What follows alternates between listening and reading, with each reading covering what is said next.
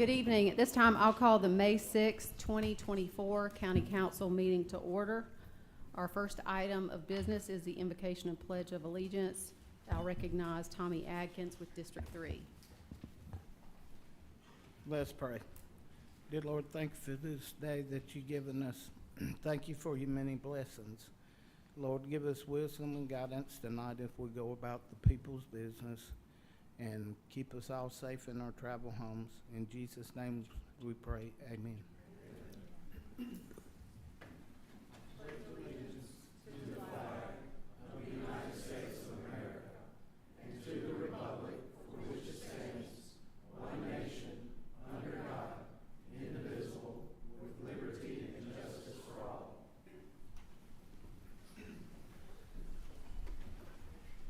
Tonight, we do not have any oath of offices for our boards and commission members. And our appearances tonight, I was informed that the previous appearances, there was a conflict of interest time frame to do that, so we do not have an appearance. Before we move into the public forum session, do we have a motion to suspend the rules to allow the item number 2 in new business dealing with the adoption of a resolution recognizing May 5th through 11th, 2024 as National Correctional Officer Appreciation Week to come before council before we get into appearances? Yeah, motion to move that forward to come before the other appearances. Motion and a second. Any other discussion? All those in favor say aye. Aye. Any opposed? Hearing none, motion carries. So we do have a motion for a resolution on our agenda tonight, and this is one of those areas where folks don't recognize just how much our sheriff's department under the correctional officers area, what they do to serve our community. It is a thankless job. It is one of those jobs where you serve in protecting us in the jail side of the correctional side, and oftentimes you get treated unfairly, you get treated badly, and it's a job that a lot of folks don't want to do. You get spit on, you get chastised, you get I'm sure that we'll get some additional commentary from our folks, but one of the things that I've been very impressed with our sheriff's department, and I'm understand that Sheriff Tolson couldn't be here tonight because he had a conflict, but we do have John Hicks with us here tonight, as well as Major Fred Moore, who can come forward and share with us some comments from that community. But one of the things that's critically important is that if we are going to have a judicial system, we have to have folks that are there to serve the community and the correctional officer side. And that is a job that's difficult, and it's one that folks don't rush to apply for, but it's critical for us to do the job that we need to do to make sure that our community is safe and that we are represented well. And I'll recognize you now, Mr. Hicks.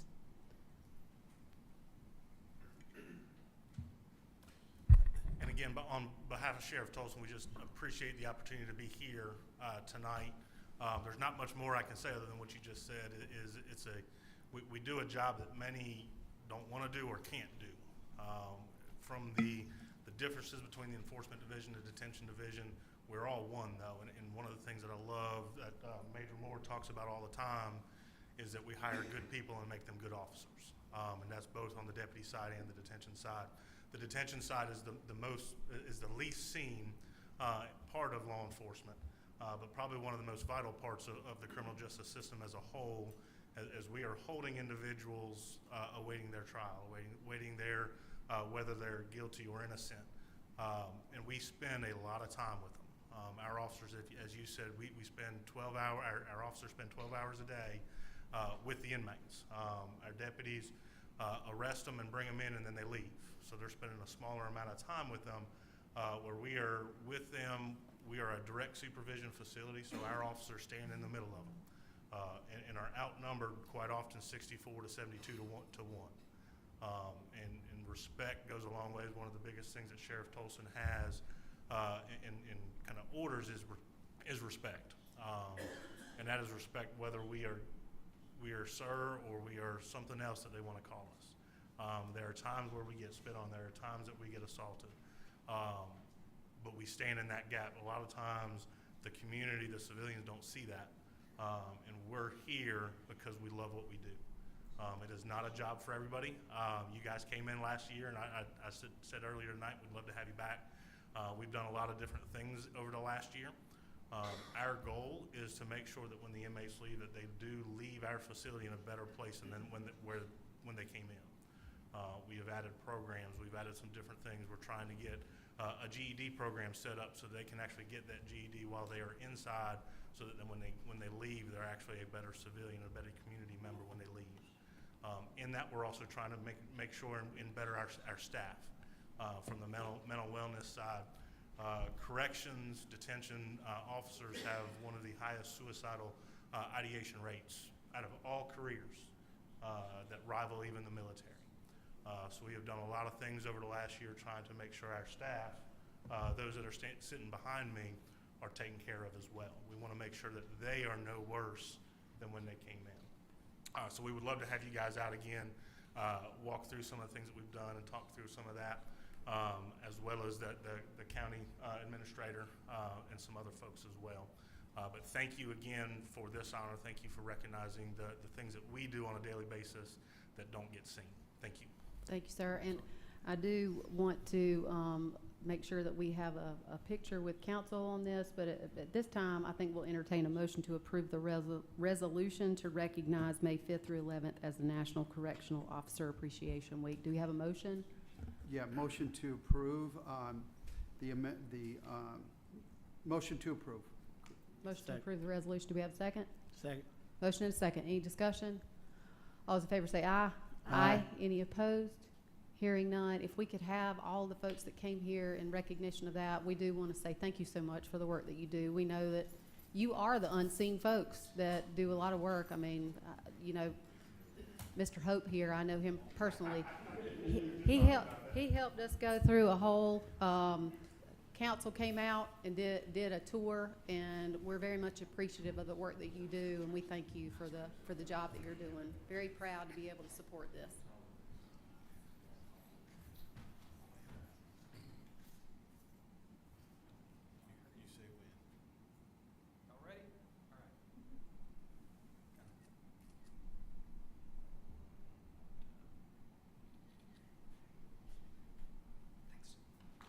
Thank you.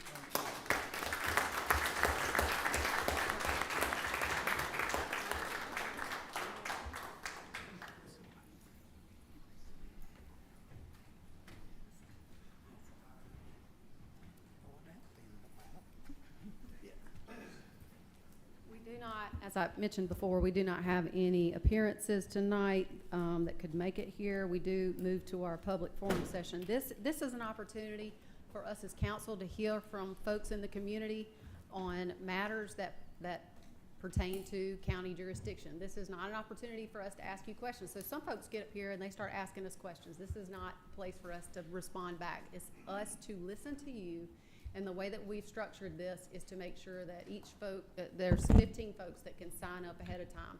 If you get here, it's first come, first serve. You can speak. You have 2 minutes. My job is to make sure that I keep us on track, because we have a lot of things on this agenda to keep us moving forward. So when we hit the 2-minute mark, I'm gonna have to cut you off. I hate doing that, but that's my job. Just don't kill the messenger. That's what I'm supposed to do. Now, if you are a speaker, I'll ask you to come forward. Please give your name and address.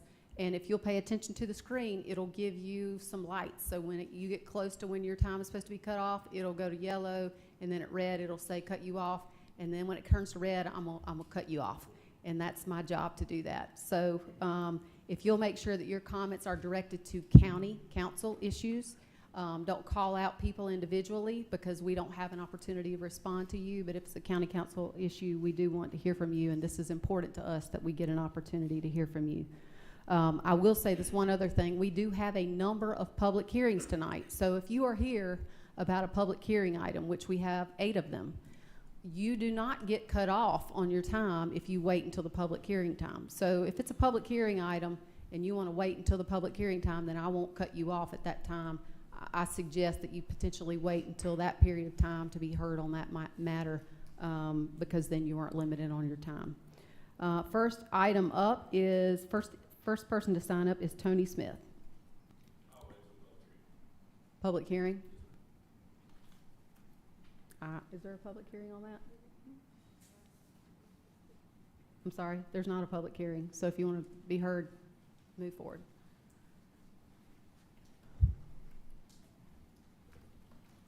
All right, guys. Tony Smith, 4249 Sharer Road, Sharon, South Carolina. I'm gonna try to get this done in 2 minutes, but I am pretty long-winded, so let's get started.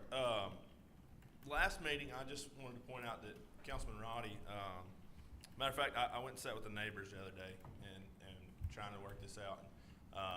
Miss Mooney sent me home with some cookies for my little boy, and I think I'd ate them all before I got home, but I got to thinking about my little boy, and I got to thinking about what Mr. Roddy said. He kept saying the word fair. What's fair? What's fair? And my little boy's almost 3, and so we have to explain a lot of things to him lately. And I got to thinking, how am I going to explain this in fairness? And so I just want to point out, is it fair that my neighbor has RUD zoning? Is it fair that the neighbor who speaks out in opposition here both live on RUD zoning? Is it fair that there's another builder building across the street on a 2-acre tract, which is smaller than what I'm asking for, on RUD zoning? Is it fair that this council has voted 36 times since January 2023 to rezone from AGC to RUD, whether that be first, second, or third reading? So just wanted to kind of point out, I don't think I could sit down and explain to him what's fair. But I also wanted to point out that I'm a local builder. I employ local people.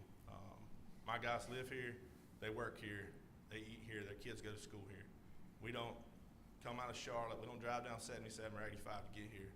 After we finish these homes, we're still here.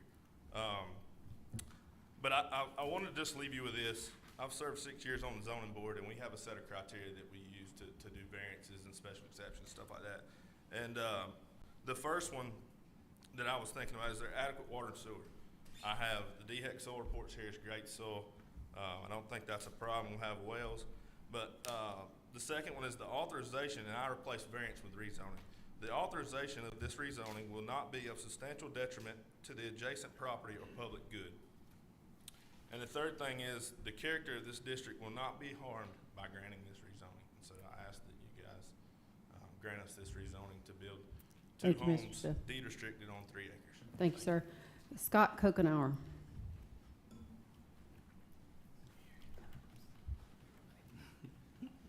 Hey, Scott Kokenauer, 122 West Oak Street in beautiful Whiteville Park neighborhood of downtown Fort Mill, South Carolina. Just as I normally start, a lot of good sporting events going on in our community, and I've been to a few of them. So anyway, so a lot of that, and spring football did start up. So, and they did it, and asked me again to announce Catawba Ridge football next fall. So I committed to that. So, hey, I'm just here to thank everyone from staff and council for the budget, for squashing our 4.4 mil, not recycling it.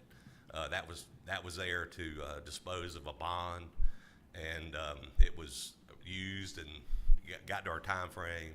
And once again, I'd just like to thank everyone on your budget that we were able to help support small businesses in York County by not trying to extend that out and everything. So once again, thank y'all for everything. Thank you, sir. Dean Ham.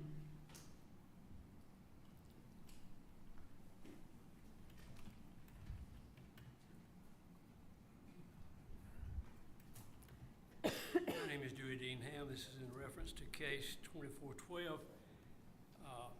I'm against the rezoning to RUD, basically because at the first council meeting we told us it was already split zone, and we found out later it was not. Second, of how many dwellings can go on AGC. You can only put 1 dwelling. It has to be on 10 acres.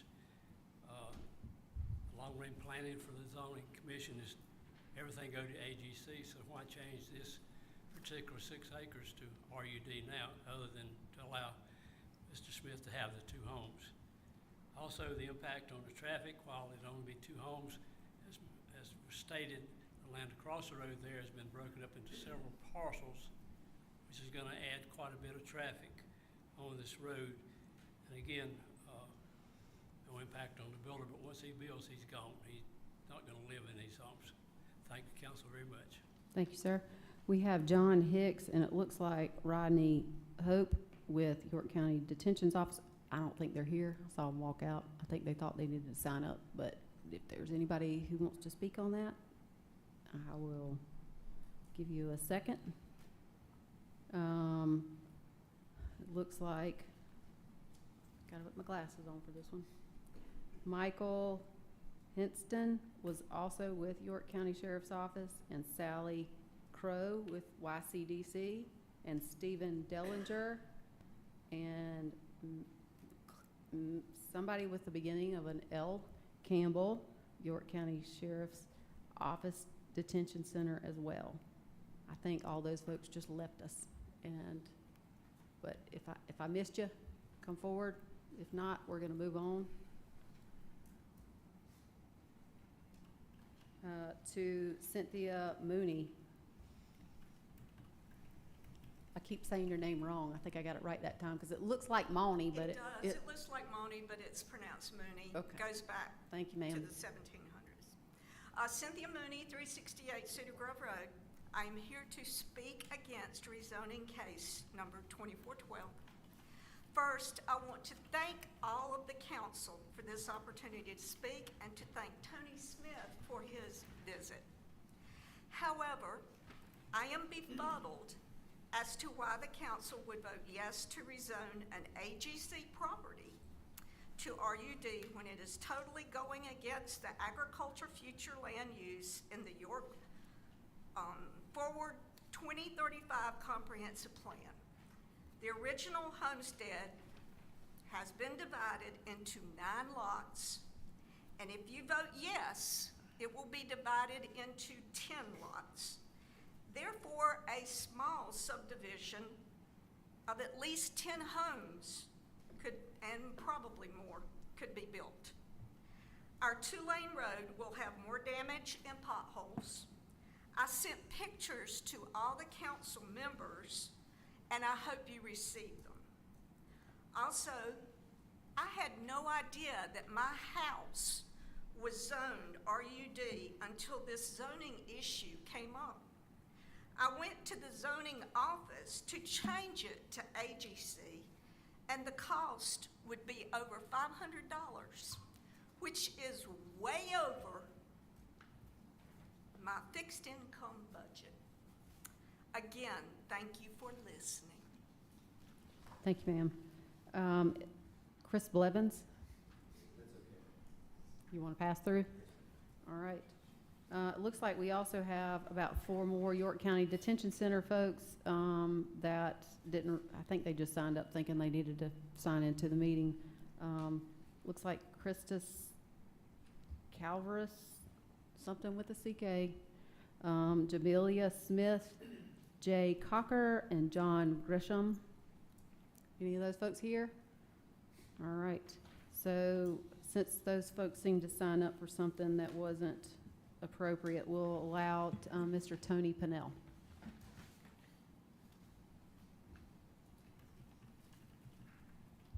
My name's Tony Pennell. I live at 1920 Crystal Ridge Drive. I own a tow company in Rock Hill over on Mount Can you Gallup. speak into the mic, sir? I'm having trouble hearing you. Okay. Did you hear any of it? Not much. Okay, my name's Tony Pennell. Can we reset that time since you didn't hear nothing? Here we go. All right. My name's Tony Pennell. I live at 1920 Crystal Ridge Drive in Rock Hill. I own Tony's Garage and Towing on Mount Gallup Road. And today we just found out that y'all was having a meeting on trying to figure out a price list on the rotation. Right now it's $257 for a call. And there's several other people here in the record service with me. They just found out because I called them, and we want to know what the fee's going to be, because we sure don't want to lower them because the price of the fuel, the trucks these days, and employees to have to drive the trucks when we got employees to drive. The trucks are $150,000 these days. When I started this, the trucks was when I started this, the trucks was 36,000. So you can tell, that's back in 91, you can tell how much the price of the vehicles have been from 91 to today's date. we just want to see if we can keep it the same as the highway patrol, like it has been for years. Because if it gets any lower than that, half of us ain't gonna want to do it, because it ain't gonna be worth us getting up in the middle of the night to go get a call. And we just want to see if we can keep it the same. I mean, we got insurance, diesel fuel, employees, breakdowns. I just serviced 3 of my trucks last week. It cost me $1,200 to change the oil and filters in 3 trucks. And tires, they about $200-something a piece. If you need brakes and all that stuff, you got to consider the wear and tear on the vehicles as well. I mean, we go out there in the middle of the night, freezing rain, trying to get a car out of the ditch or whatever for a sheriff's call. And now I hear through the grapevine that they want to lower the rates down to $150. Thank you, sir. All right. So I will say this, there's an ordinance that's proposed in front of council that you can get a copy of, and you can get a schedule of that. If you'll make sure that you stop to our clerk to council right here, she'll make sure that you get a copy of what's presented before council, at least so you understand what's in front of us. Okay. Well, that's what the email says. Is that on y'all's Facebook thing? Yep, if you'll stop right here with her, she'll make sure that she emails you a copy of the current Okay. ordinance. Well, everybody else like to have email when the next meeting is coming. Yep, if you'll stop with her, make Okay. sure that it should be in the agenda packet. Everybody should have access to it. If you would like an email, make sure that you get it from her and she can share with you what the current ordinance reads as. Yep, go ahead and do it now. Anybody who would like to have the same thing, she can send it to you. It is a matter of public record as well in the agenda. I move now to Mike Fry. Okay. Lat Purser. I can't hear. Pass. All right. Justin Caskey. Pass. Carl Falk.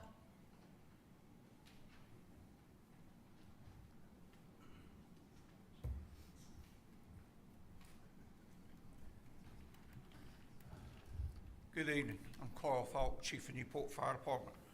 Live at 3755 Turtle Pond Drive in Rock Hill.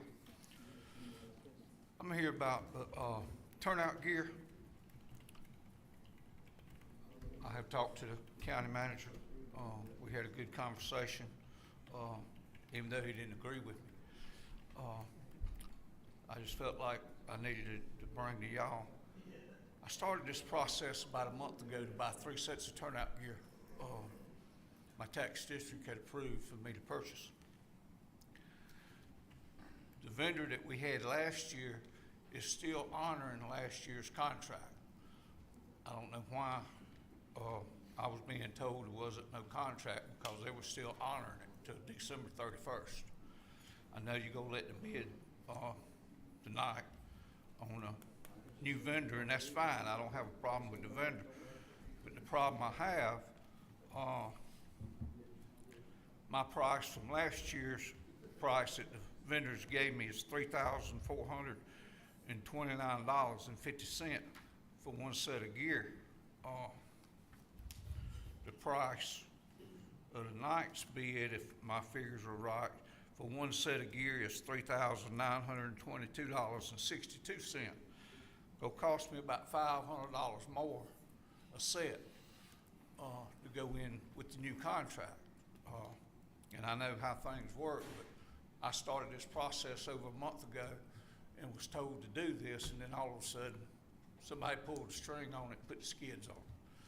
I'm just asking that council would let me go ahead and pursue the set of gears that I have talked with the vendor. He came last week and sized my fireman.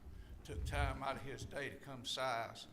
I think 2 weeks ago, he sold gear to Riverview Fire Department. So that's Thank you, all sir. I'm asking, to be able to buy the cheaper gear at this time. Thank you, sir. Thank Keith, I'm gonna get this wrong, I can't tell. Sol Keat, it looks like with the wrecker issue as well. I assume he got his questions answered with Karen. Chad McKinnon.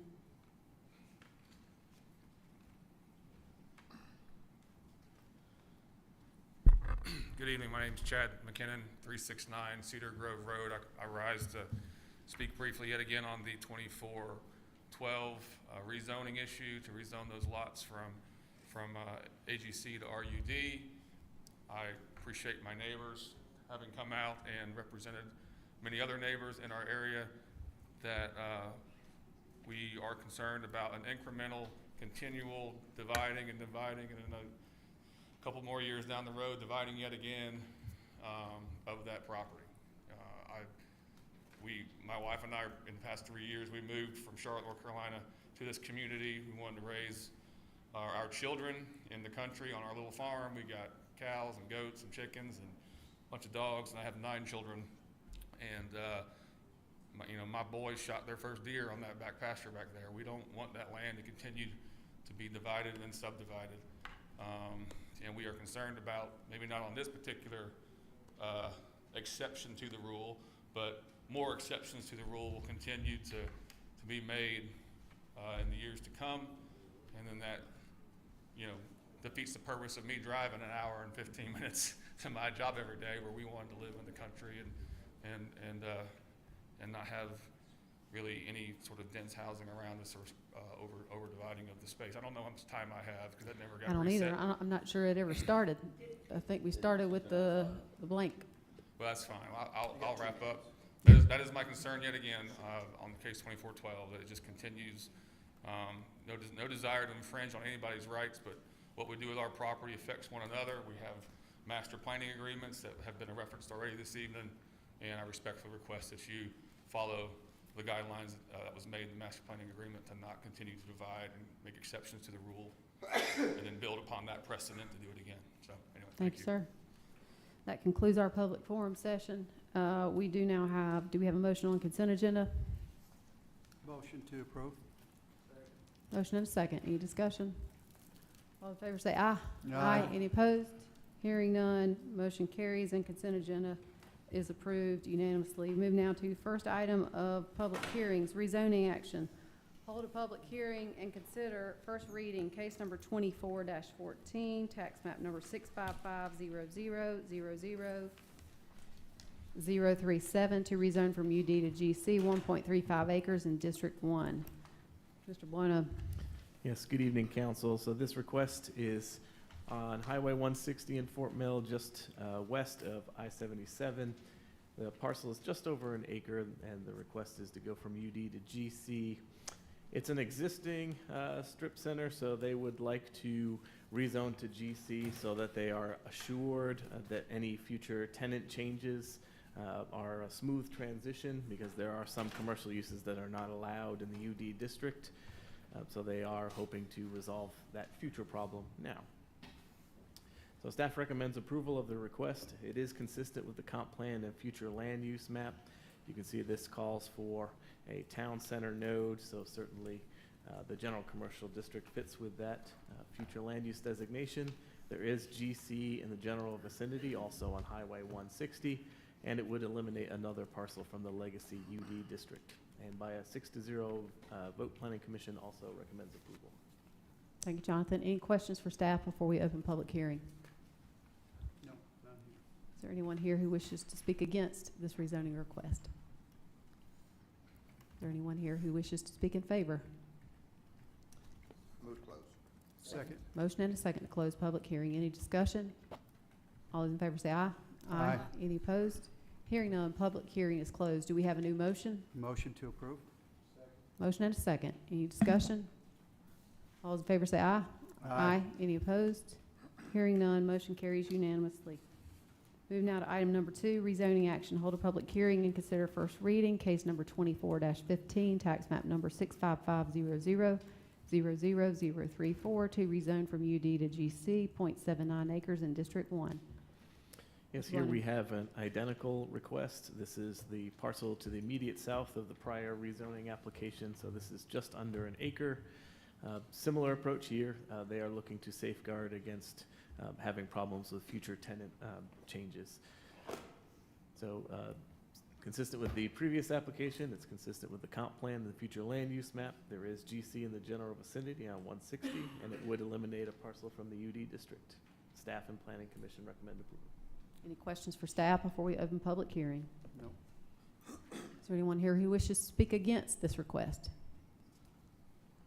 there anyone who wishes to speak in favor? Do we have a motion to close public hearing? Motion to close? Motion and second. Any discussion? All those in favor say aye.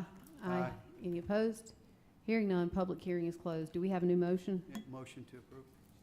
Motion and a second. Any discussion? All those in favor say aye. Aye. Any opposed?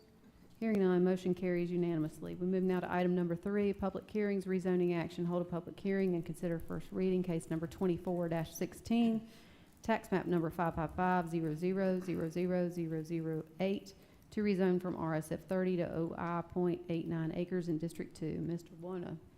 This application is for a parcel that's just under an acre, has an existing vacant dwelling on it on Hands Mill Highway. So here's some photographs of the site.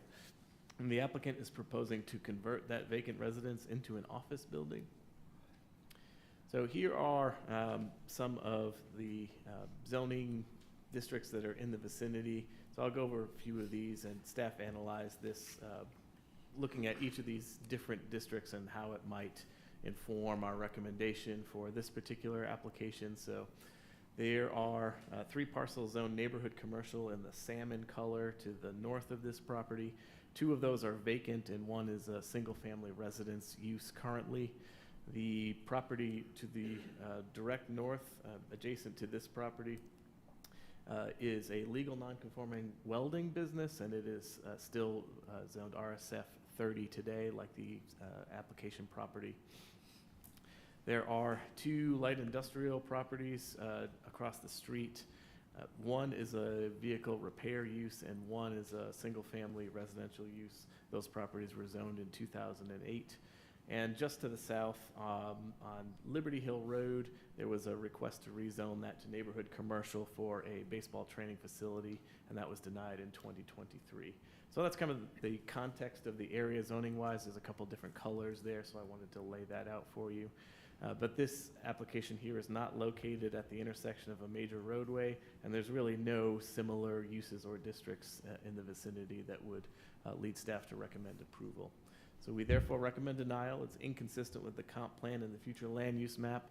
You can see at on the map on the right, this area calls for exclusively single-family residential as the future land use. And like I mentioned earlier, it's not at the intersection of major roads, which might allow for some commercial, and there's no similar districts or uses present in the immediate vicinity. And we really should be protecting Hands Mill Highway from sporadic, unplanned commercial redevelopment. And this particular application might be considered spot zoning. And by a 6-0 vote, Planning Commission also recommends denial. Thank you, sir. Any questions for staff before we open for public hearing? Mr. Roddy. Just a real quick question. So what do we see as a potential use for this particular lot? I know there's some homes located on Hands Mill. There's some non-conforming businesses on Hands Mill. So just what do we see being able to go there that would? So the comp plan calls for it to be single-family residential and to stay that way, so that would be staff's position as well. Any other questions? Is there anyone here who wishes to speak against this request? Anyone in favor? Move to close. Second. Motion and a second, close public hearing. Any discussion? All those in favor say aye. Aye. Any opposed? Hearing none, motion carries unanimously. Do we have a new motion? Motion to deny. Second. Motion and a second to deny. Any discussion? All those in favor say aye. Aye. Any opposed? Hearing none, motion carries unanimously to deny first reading. Moving now to item number 4, rezoning action. Hold a public hearing and consider first reading, case number 24-17, tax map number 38200000065 to rezone from RMX 20 to RSF 40, 15.67 acres in District 2. Mr. Buona. This application property is a portion of the Clover High School site.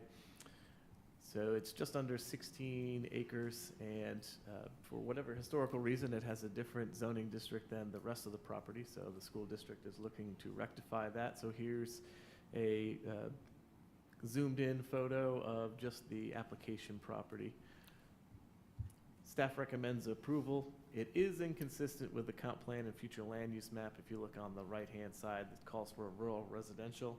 However, because it is an existing school and that is an allowed use in both of those districts, and RSF4 is certainly more suitable for the rural residential designation than the existing RMX20, we're recommending approval. It's also surrounded entirely by the RSF40 district as well. And Planning Commission likewise recommends approval by a 6-0 vote. Any questions for staff before we open public hearing? Jonathan, I just have one question. Is RMX 20, that is, what's allowed on RMX 20 in that zoning? Residential, and it would allow for things like duplexes. Okay. Any idea what the plan is for that? Is there a change in the use for that property? I haven't heard of any specific plans at this time. I think we've got some of the applicant folks here, but. Yeah, okay. I didn't have a chance to, but it's not commercial. It's not a commercial, no commercial use there.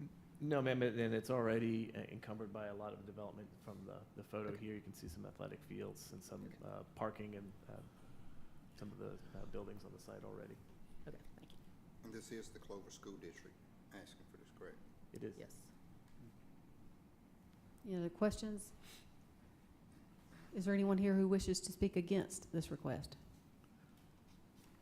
Is there anyone who wishes to speak in favor? Move to close. Second. Motion and a second to close public hearing. Any discussion?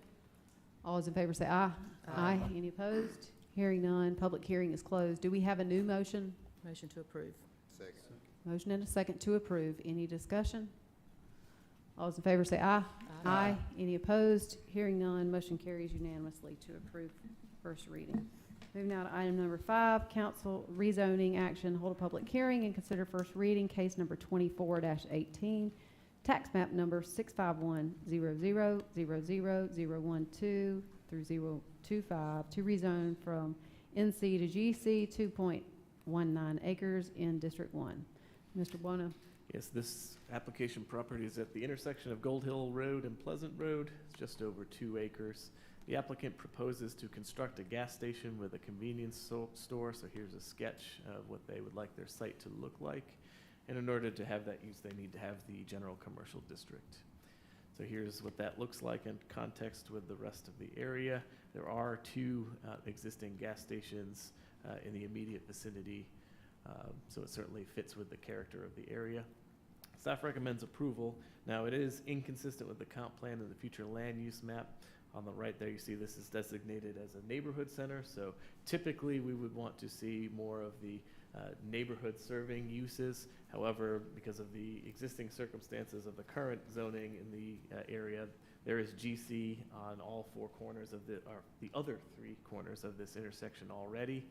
And as I mentioned, there are existing gas stations adjacent to the north and to the east. So we recommend approval, as does the Planning Commission, by a 6-0 vote.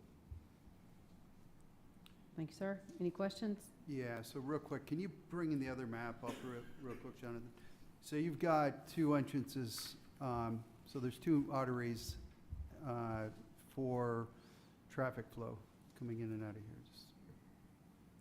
Okay. And that is, the exit's also right across from, directly across the road from the entrance to where the post office is then? Okay. All right, I think I see everything I need. Thank you. Appreciate it. Any other questions before we open public hearing? Anyone here wish to speak in against this request? Anyone wish to speak in favor?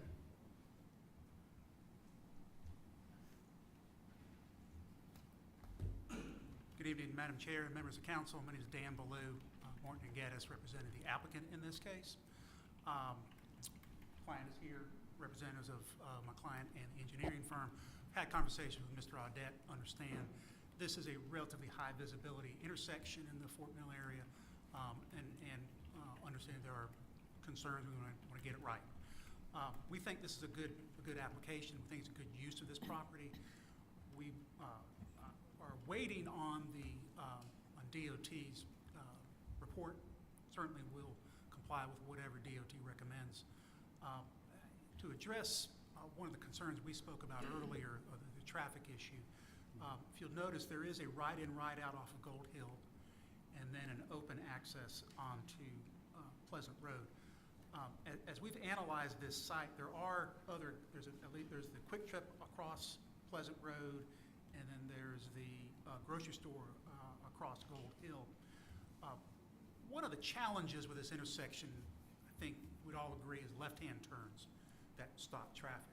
And we believe that this use will actually reduce the number of left-hand turns, because it will give somebody who is coming down Pleasant Road or Gold Hill Road options to not have to turn left to go into a gas station. So if that's their goal, if they're coming up Pleasant Road, they're likely going to turn right into Quick Trip as opposed to crossing left to come into Murphy. On the other hand, if they're coming down Gold Hill Road, they'll have that opportunity to come in and not have to cross over and then make that turn. We think it will actually alleviate some of the issues there. We don't think it's going to be a tremendous add to traffic. It's not a destination location. It's a service location. So we feel like this is a positive to the community, will improve that intersection, and be an asset to the community. So certainly want to have an opportunity to answer any questions y'all may have, and we'll do so at this time. Thank you, sir. Thank you. Anyone else wish to speak in favor of this rezoning?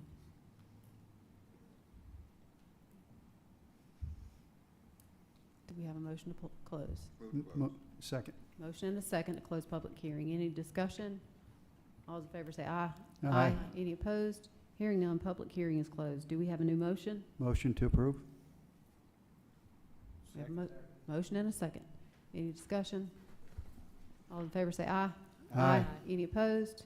Hearing none, motion carries unanimously to approve first reading.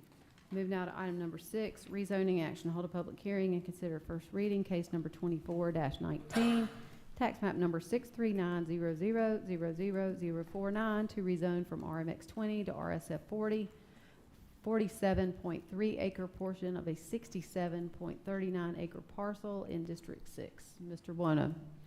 Yes, this is a downzoning request of a portion of the property just off the lake. So here's a zoomed in zoning map, so you can see with the hatched area, that's the area that is to be rezoned. So there's two districts on this parcel currently, and they are looking to downzone the balance of it so that the entire property is in the RSF 40 district. And the purpose for that is so that they can subdivide it in the future. Staff recommends approval. It is consistent with the comp plan and the future land use map. The RSF 40 district is adjacent and throughout the vicinity, and it also would eliminate the split zoning status of this property. By a 6-0 vote, Planning Commission also recommends approval. Thank you, sir. Any questions for staff before we open public hearing? Just a comment. So I spoke to the owners of this property, and this is part of an estate planning fix, because there are multiple families that own this property, and they need to dig it up, so that's what they're doing. I can provide more information for you. I think the main point for me to ask is their downzoning, so whatever density they would be allowed to do by right, they're asking for less. Is that correct? It is. I don't know that anybody here ever has a problem with that, but you never know. So any other questions? Is there anyone here who wishes to speak against this request? Anyone who wishes to speak in favor? Move to close. Second. Motion and second to close public hearing. Any discussion? All in favor say aye. Aye. Any opposed? Hearing none, public hearing is closed. Do we have a new motion? Second. Motion and a second. Any discussion? All those in favor say aye. Aye. Any opposed? Hearing none, motion carries unanimously for first reading. Move now to item number 7, rezoning action. Hold a public hearing and consider first reading, case number 24-20, tax map number 191-00-00-005 to rezone from GC to AGC, 2-acre portion of a 30.6 acre parcel in District 3. Mr. Buono. Yes, this application is also trying to remedy a split zoning situation. So they're looking to zone just that 2-acre portion from GC to AGC. Here is zoomed in photography. You can see there are a lot of cars in the aerial photography. Those have all been removed. The applicant has discontinued and vacated their former vehicle repair business, so they are seeking to rezone so that the entire property is AGC. Staff recommends approval. As you can see from the sea of green on both of these maps here, it's consistent with the comp plan and the future land use map. There is AGC district directly adjacent and throughout the vicinity, and it would eliminate that split zoning status. By a 6-0 vote, PC also recommends approval. Thank you, sir. Any questions before we open up public hearing? Is there anyone here who wishes to speak against this request? Is there anyone who wishes to speak in favor? Move to close. Second. Second. Motion and a second to close public hearing. Any discussion? All those in favor say aye.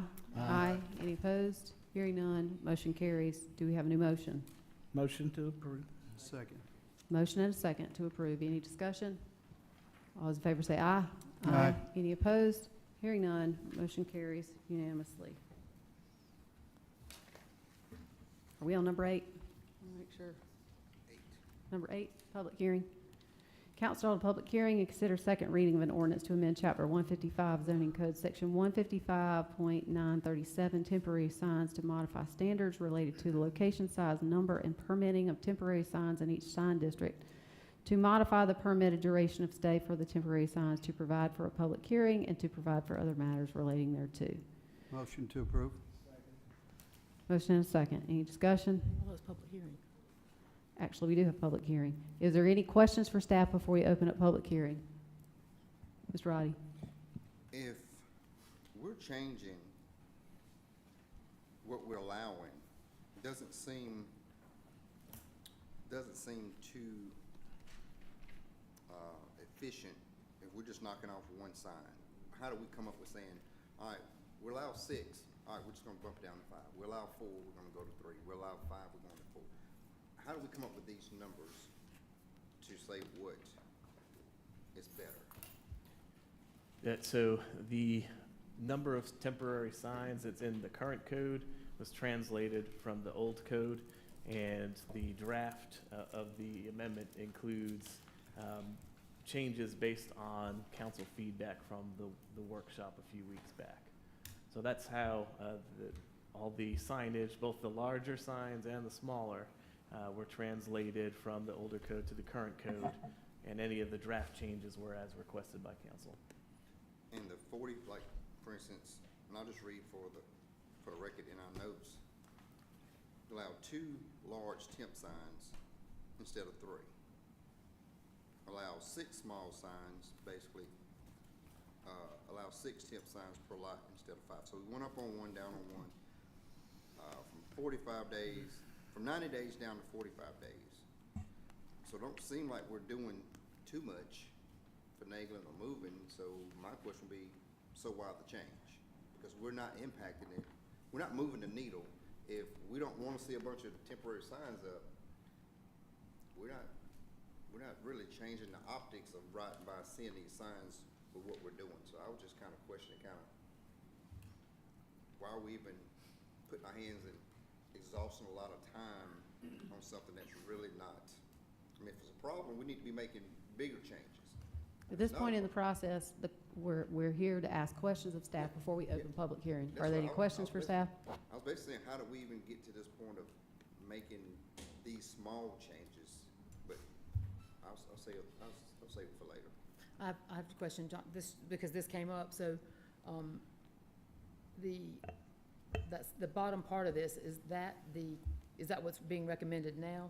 Because that's got on there the twice per year for no more than 90 days, and what we're reading here says limit duration to 45 days instead of 90. Yes, so you might be reading from the Planning Commission recommendation. So the official draft text that's proposed is the change, all the changes that council had talked about at the workshop. So going from 30 days to 90 days, the differentiation with the Lake Wiley sign district, no permitting, having 3 large signs and 5 smaller ones. So those are the changes that are the actual part of the draft ordinance. So the Planning Commission recommendation deviated from the draft text, so that's why there's that difference. So what we're looking at on the blue screen is what? Is that the planning commission? Okay, No, so- this is the draft text. Okay. And Jonathan, how long do we have to take the signs up? I don't remember. So it would depend on what you all settle on as the time period. As you had proposed, it would be 90 days. So any particular sign, no matter what it says, could only be up for 90 days at a time. And then they have to be picked up. They would have to be picked up sometime before it went into the 91st day of being posted on the property. And so, I'm just trying to, I'd like to have, this is where I need like 3 monitors up here, but, in the Lake Wiley overlay that we reduced, that was 30 days, is that right? Because I'm not looking at a separate 30-day. Yep, so if you look at the screen we got here, at the bottom in the red text, that has the different time period laid out for the Lake Wiley sign district. Okay. One more comment. So the sign can be, it says here, so but these are the planning commission's recommendation, 45 instead of 90. Yes, But sir. we're not going with that. It's entirely your decision, so we just have the draft text and then we convey to you what the planning commission had recommended. Enforcement. Are we staffed to enforce times, sizes? What's this look like for our staff? If we're gonna make these changes and say you can only put this number up, this size, how are we going to enforce? Are we equipped to enforce what we're about to make the rule of the day? So as the draft sits today and as the planning commission had recommended, it but loosens the restrictions on temporary signs so they can be up for longer. There can be more of them. The big key when it comes to enforcement is permitting. So as the draft stands, there's no permitting required for a temporary sign. So if there's no permit, we don't know officially when it went up or if it was ever staff doesn't have the ability to tell the applicant, yeah, you're good to put it there. They might put it in the right spot, they might not. So essentially, if we receive a complaint, and I'll say we very rarely receive temporary sign complaints, very few and far between. But if we did receive a complaint, someone called and said, well, that's been on my neighbor's property for 2 years now. We wouldn't have any evidence to suggest that except for hearsay. So at that point in time, which we investigated the property, that would essentially have to serve as the start of the 90-day clock, the 45-day clock, whatever timeline you all decide is most appropriate. So to me, I mean, just being honest, sounds like we're putting something in place, that it's kind of like all for naught because we have no way of knowing, like you just stated, it's going to be on a complaint-driven basis. We'll keep our comments to the debate at the debate time, but if there's questions for staff, I'd make the questions for staff. Is there any questions for staff before we open public hearing? So I'm sorry. One more question, Jonathan. On across the top, the number maximum, Lake Wiley has no maximum, so that means they can put out as many signs As long as they are in a residential district, yes. in the residential district. Okay. Jonathan, I was thinking that at the workshop, we discussed allowing signs at a non-residential location. For a commercial business, no business, I can put a sign on my property, temporary sign. Yeah, that is the case already, even before any amendment. The only change to whether or not you could have a temporary sign on a commercial property is in the amendment here, in which you would not be able to do that in the Lake Wiley sign district. What was the planning commission's recommendation? I'm trying to understand what their recommendation was versus what was sent to, what council forwarded. If you'll bear with me And was it one moment. unanimous?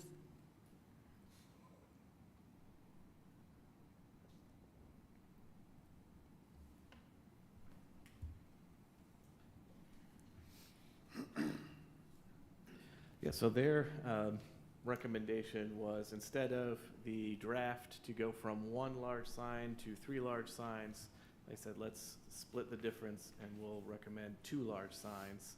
And to make up for the trade-off there, they wanted to leave it at 8 total signs, so that's why they raised in their recommendation the number of small signs from 5 to 6. They wanted to limit the duration from 90 days in the draft to 45 days. It's 30 days in the current code. And their they had two final recommendations. One was to, and it wasn't a very specific recommendation, but they wanted to keep the temporary sign limitations consistent across all the districts, so that essentially the table would look the same across all districts. So the same number of signs, up for the same number of time at the same sizes. That was their recommendation. And the last was to disallow temporary signs from being located in site triangles, excuse me. My recollection of and I'll ask you this, like before, but prior to RECODE, there was no requirement that you have a permit or that you pay $100 to put a sign on your personal property. Is that correct? No, so it depends on where you put it, how big it was, and what the sign said. But I mean, prior to RECODE, Yes, there was ma'am. never a permit There or was a a fee permit. requirement. There was a permit depending on how big it was, what you were advertising, and that was the problematic part of the code that made it on its face more or less unconstitutional, is that it was based on content. So if your sign was advertising for a business, it was regulated differently from a political sign. So you can't do that, so that's why the code was updated. So Did we actually charge for a permit for yes, anybody? if you applied for a temporary sign permit, you had to pay a fee for us to review that. Prior to RECODE? Yes, so What was not every temporary sign required a permit. It depended on what you were doing and where you were doing it and how big it was. So the review fee for that would be $50 for the sign permit itself, $50 for the review. So it'll be $100 total. Prior to RECODE, did we ever charge anybody? To be honest, we never really got applications. People would just put them up. I guess I'm trying to figure out, because my recollection is one of the reasons why this really came before us, because there was, it was represented to us that there was enforcement that was requiring a permit requirement and fees to be charged that weren't ever required before. Is that incorrect? Yes, so when we receive a complaint, and we hardly ever get complaints about temporary signs, as I might have mentioned earlier, people kind of see them as fabric of their life, and especially at election season, they understand that at some point they're going to come down. So they don't generally file complaints. But if we do receive a complaint, and we did here a few months ago, we're obligated to say this does not meet the code, so you need to get a permit if one is required. Any other questions before we open up public hearing? Is there anyone who wishes to speak against this request?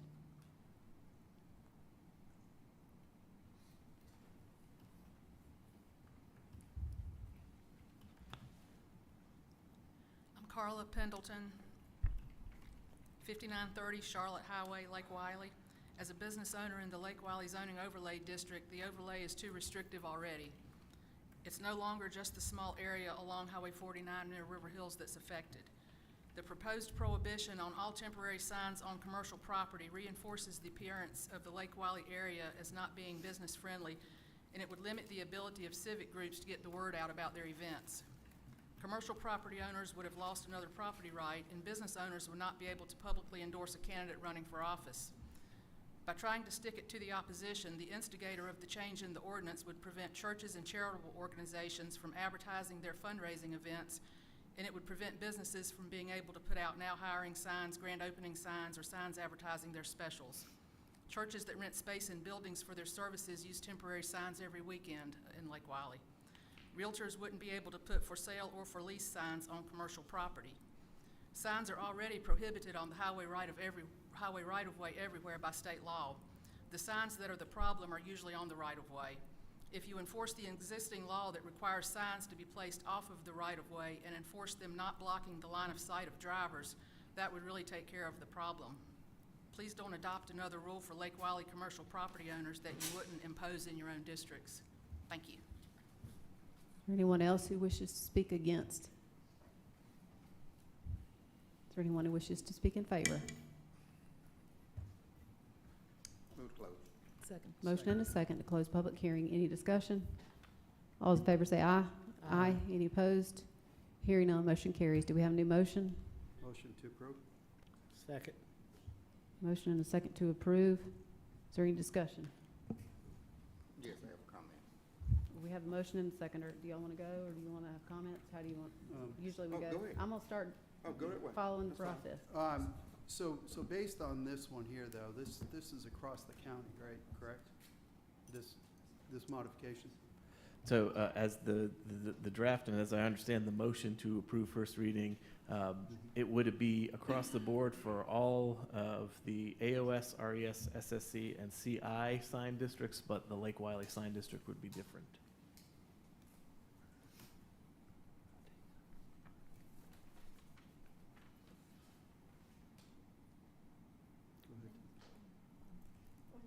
Any comments from the seconder? We'll move on.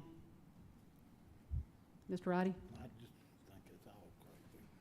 Your comment? Yeah, I was just gonna ask Councilwoman Love, help us understand why. So we're not going to ask council members questions. You can make your comments about what's before us, and that's how we're going to make sure each council member has an opportunity to speak and speak from their perspective of what the ordinance is in front of them. Thank you, Madam Chair. Comments about the ordinance in front of us? Yeah, absolutely. I'm feeling a little disrespected right now. 2 times when I was asking questions or making comments, I got cut off. I don't mind being checked, but I feel like there's some tension that's in the room from a conversation I had last week, and it's carrying over into this meeting. And I got the stare down from you, Madam Chair, totally out of line. My question to staff is, or my comment now at this point, my comment is, feels like we're wasting time on something that's not gonna move the needle. We have workshops, we have meetings after meetings over changing 5 to 6, 4 to 3, 2, whatever. We have more important things that we can be doing. I don't wanna support something that's gonna limit a business, limit a church. And you talk about, sometimes we sit up here and we talk about government getting in the way, overstepping the bounds. This is clearly something that I don't think we need to even be wasting staff's time, changing something from 5 to 6, 3 to 2, whatever it is. And if Lake Wiley wants to have certain things in place that goes against other county parts, maybe we need to look at not allowing such tight restrictions even in Lake Wiley. Because if we're gonna do something, it needs to be kind of pretty much uniform when it comes to something as simple as a sign. If we can have 6 in Rock Hill, we should have 6 in Lake Wiley. If we're gonna have 5 in Rock Hill, we should have 5 in Lake Wiley. We're talking about signs. We're not talking about tattoo parlors. We're not talking about bars. We're not talking about CBD shops. We're talking about signs that are typically political. If a car dealer wants to put out a sign going out of business, if a clothing store wants to put out, if a church, let's do something with substance, because this is not moving the needle here in York County. This is creating more havoc and headache for whether it's a business, whether it's a residential, I feel like it's a total waste of time. Let's do things that's gonna move the needle, that's gonna make us better. I really don't think this makes York County better. It makes it more controversial, and there's no way we can enforce this. Let's don't do things that we can't enforce, because it feels like we're just doing it as a feel-good and not something that's gonna mean anything. So I don't wanna support it in no way, shape, form, or fashion. I'm kinda glad I missed the workshops for this. It's a waste of time. So that's all I have to say.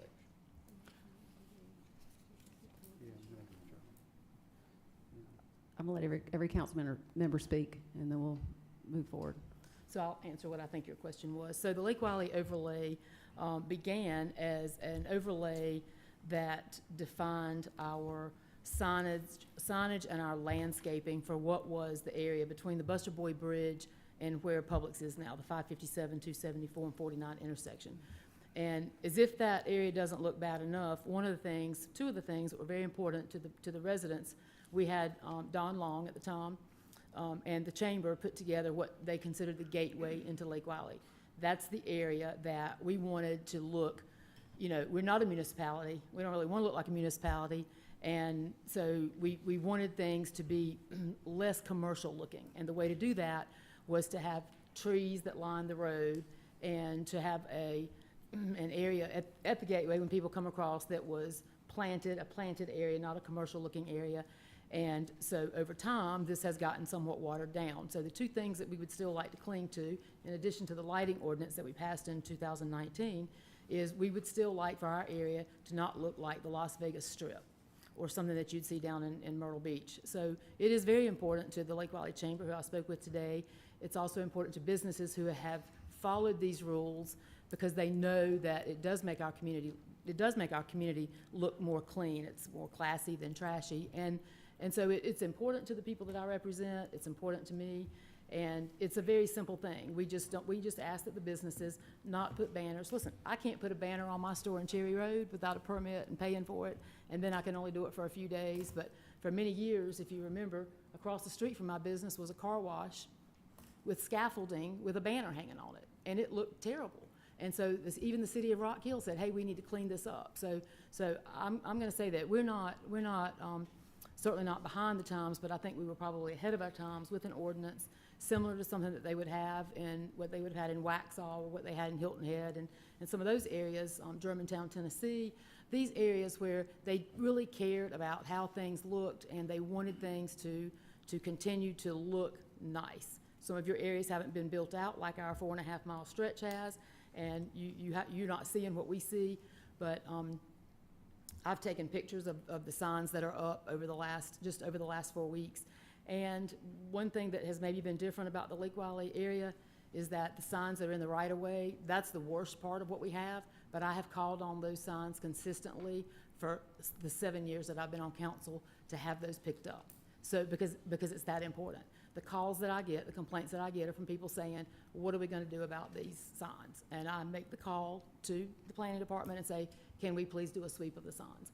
And the Lions Club has adopted those roads. They come out, they keep the roads clear of trash and debris, and yet we've got signs everywhere. It's not what we want, and hopefully y'all will respect our wishes as fellow council members and help us keep it that way, because it's important.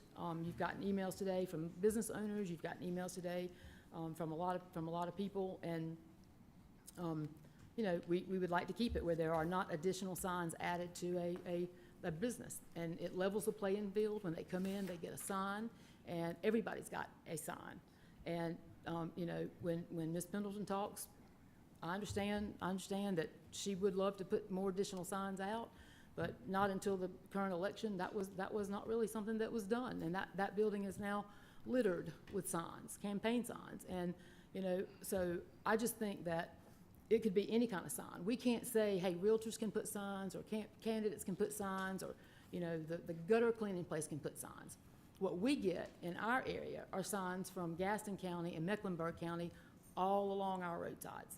And to me, allowing businesses to put up a banner or a flag or any kind of sign like that, you know, it's like a used car. When you see one parked on a corner, the next day you're going to see 2, and then you're going to see 4, and it grows. And so you might not respect what we're asking, but I'm asking you to consider that. That it's been this way for a very long time, so we're kind of like bump. We're not looking to change things either. We just want to be sure that what we've had in place for a very long time remains in place. And there's no, excuse me, there's no change to, you know, not looking at residential, not trying to limit residential. I've never gotten a complaint about a sign in anybody's personal yard. So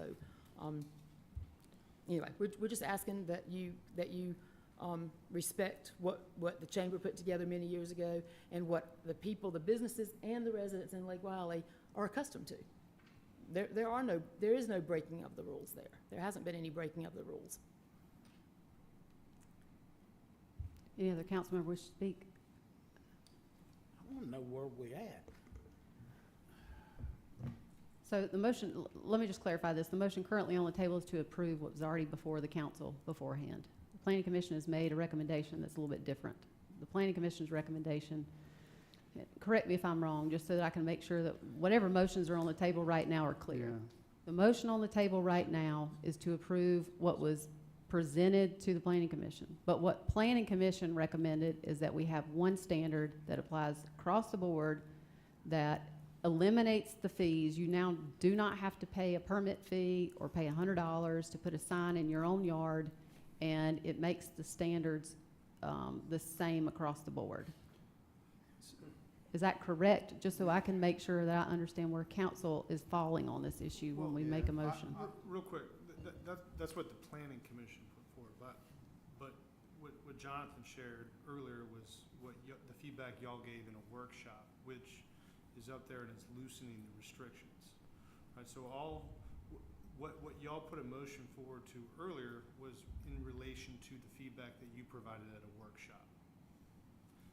There's another attachment that explains what the planning commission recommended, which is different, which is what you were just describing, Madam Chair. So I think that's where some of this confusion is, but it really is loosening the restrictions of the I just want to make sure council understands, because I don't think some of us have studied the paperwork. So what council approved, and I think, honestly, I'm not trying to speak for everyone. I'm trying to get us all together on the same page, at least to where we are. So what I understood is that this came up because of RECODE. And we understood that RECODE included a requirement that none of us approved, which was to charge $100 for people to put signs on their property, which was never a permit requirement before. And if it was, we never enforced it. So that's why it came to us. That's one of the main reasons it came to us. But just so that we're clear when we're making a decision, council went to them and requested certain things. Some of them were 3 big signs. It was 5 smaller signs. And council said, you know, you can divide it up between this area or that area. What planning commission came back with is they said, we don't think you should have a different, to Mr. Roddy's point, we don't think you should have one sign, or we don't think you should have 5 different sign ordinances or 2. There should be one sign ordinance applied across the board. So the planning commission, just so we're clear, the planning commission agreed. We're not going to charge people $100. We're getting rid of the permit fee, which was the reason why it came to us. We are going to allow any property owner, whether you're a business or a personal, you get to have 2 big signs, 2 little signs, but nobody can have a sign in the right of way. So anybody that's in the right of way, we can go rip your signs up. Everybody agrees. All these, you know, folks doing the roof stuff, they can go get taken out. If you're in the 10-foot right of way, that stands. The question is, what planning commission recommended was that you treat them all the same, you have one ordinance, and that it be applied to residential or commercial across the board. And if I'm wrong on that, I want to hear from y'all, so that I don't want council to be confused about what we're voting about. And Jonathan could put the planning commission's recommendations back on the screen maybe and just reaffirm. And that was we were my- showing those differences to y'all. Right, and that was my interpretation of what planning commission, that's what I was expecting on this. So go ahead, if you can bring that back up. But the motion currently on the table is to approve something different. So the planning commission said, keep it standard. So if you're going to approve Actually, that. that's not right. What they said was if it's good enough for Lake Wiley, it's good enough for the rest of the county. So you would be flipping to everybody to what's in Lake Wiley. I'm not debating the merits here. All I want to know is how do I make sure that the motion is clear and that folks sitting up here understand what they're saying. So what I understood from staff is that planning commission recommended unanimously what I just said via a standard application across the board. We're not going to have 2 different ones. That they said commercial is treated the same as residential. You get 2 big signs, 6 little signs, which was similar to the old one. We're not charging fees. All I want to make sure is that I'm clear on what planning commission recommended. Is that right? Yes, that's consistent with the planning commission recommendation, which we have on page 179 in the agenda packet. So I just want to be clear on something myself. I just want to be clear on the fact that you're going to 100% go with the planning commission, which we rarely do, by the way, but we're going to go with the planning commission meeting. What the planning commission came up with, rather than listen to the people of Lake Wiley who've had something in place for numerous years. You're going to wash that away and make that the same across the, you know, y'all don't have that issue because most of you have municipalities that allow this, but we're very different because we look like a municipality and it looks really bad. And what we're asking as a community is that we not have the same thing that's allowed throughout the rest of the county. And I'm hearing you, my job is to make sure that folks understand what's in front of us is the current motion. That's all I want to make. Let's get the questions answered on the motion, and then we can debate the argument. I mean, that's the part I'm trying to get to. So if there are any other questions about what Planning Commission proposed and what went to council, I'd like for y'all to be able to make that comment before we move to the next. What we have on the screen is what the planning commission recommended. Is that what Planning Commission recommended? No, sir. The 2 slides that I have on the screen here are the draft text that was provided to the Planning Commission and is in the packet. So I don't have slides for the Planning Commission recommendation, but they are listed in a summary format on your agenda sheet, and there is a memo in full on page 179 and 180 of the packet. What's up now is what we all discussed and came up with in the March 12th workshop. That's correct. That's what we're looking at now. So you're looking at the basis of this is what council members talked about in that. I'm not going to talk over y'all, but I think I do deserve to be able to finish my sentences. I don't think anybody's asking that. I think we're trying to No, make I mean, sure you- everybody's and clear. But y'all are talking. and Mr. I'm- Audette, and I'll make this clear, Mr. Audette is asking, what is what Planning Commission presented to us? I want to make sure everybody's operating on the same sheet of music. What the Planning Commission recommended was for us to have one standard. They reduced what we suggested to 2 large signs, 6 small signs.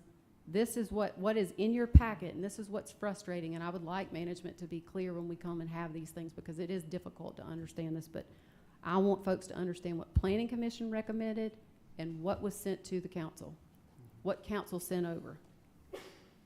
My understanding is that what is in the packet is the Planning Commission's recommendation.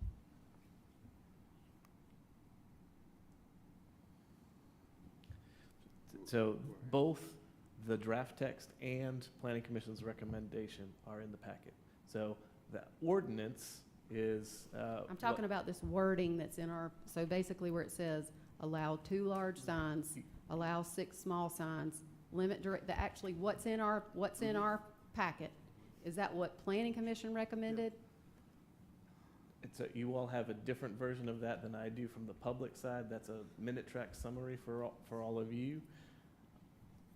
And I'll pull that up in minute track now, just so I can be on the same page as you. I think it's important that you go into the ordinance to see where the changes were made that y'all were gonna vote on. And so, the planning director made the changes based on the workshop, so. That's correct. So I've got minute track open now, so that should be consistent with the summary sheet that you have in front of you. So those items 1 through 5, those are the Planning Commission recommendations. That's not the same thing as the draft text. Okay, so my motion was based on what's in the packet here. So I think what you're saying is you had intended to make the recommendation to approve Planning Commission's recommendation. I think that's what I'm hearing. Well, again, I can modify my motion. Yeah. If your motion was to approve that, and you were who seconded the motion? I did. Yeah. All right, so I just want to make sure we're going to follow the process, and we'll have as much debate as we need to, but we need to get on the same page. The motion that you intended to make, was that to improve?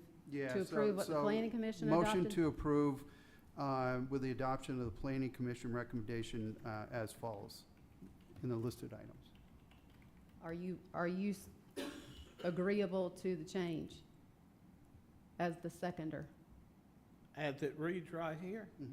Yeah, I think the whole thing's crazy, but I mean, if we are gonna have it, I think it should be for the whole, not pick out. So for purposes of one, just where we are as council, the motion on the table is to approve the recommendations from the Planning Commission, and those are outlined in what we have in front of us. Yep. That's where we are, that's how the motion has been So changed. no regard for the Lake Wiley overlay and what's been in place for over 20 years.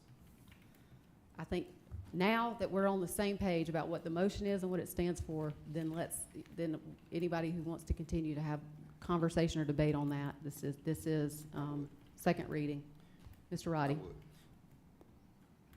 So we're gonna stick with going from 40 down to 45. Didn't the planning commission make the suggestion? Who made the 30 to 90 days? Planning That's what I Commission. would like to I see, wanted the 30 ni- in Lake I Wiley, would like to see the 90 days. and the across rest of the board. council said 90. So the 90 days was from the workshop, and 45 days is from the planning commission. And Can the I Lake Wiley overlay was 30. Well, can I make an amendment to the motion to? Oh, pick up, okay. Twice a year. So it's still got half a 90 year. days. All right, well, I'll leave it alone. I'm just asking y'all to please keep this part of the Lake Wiley overlay in place.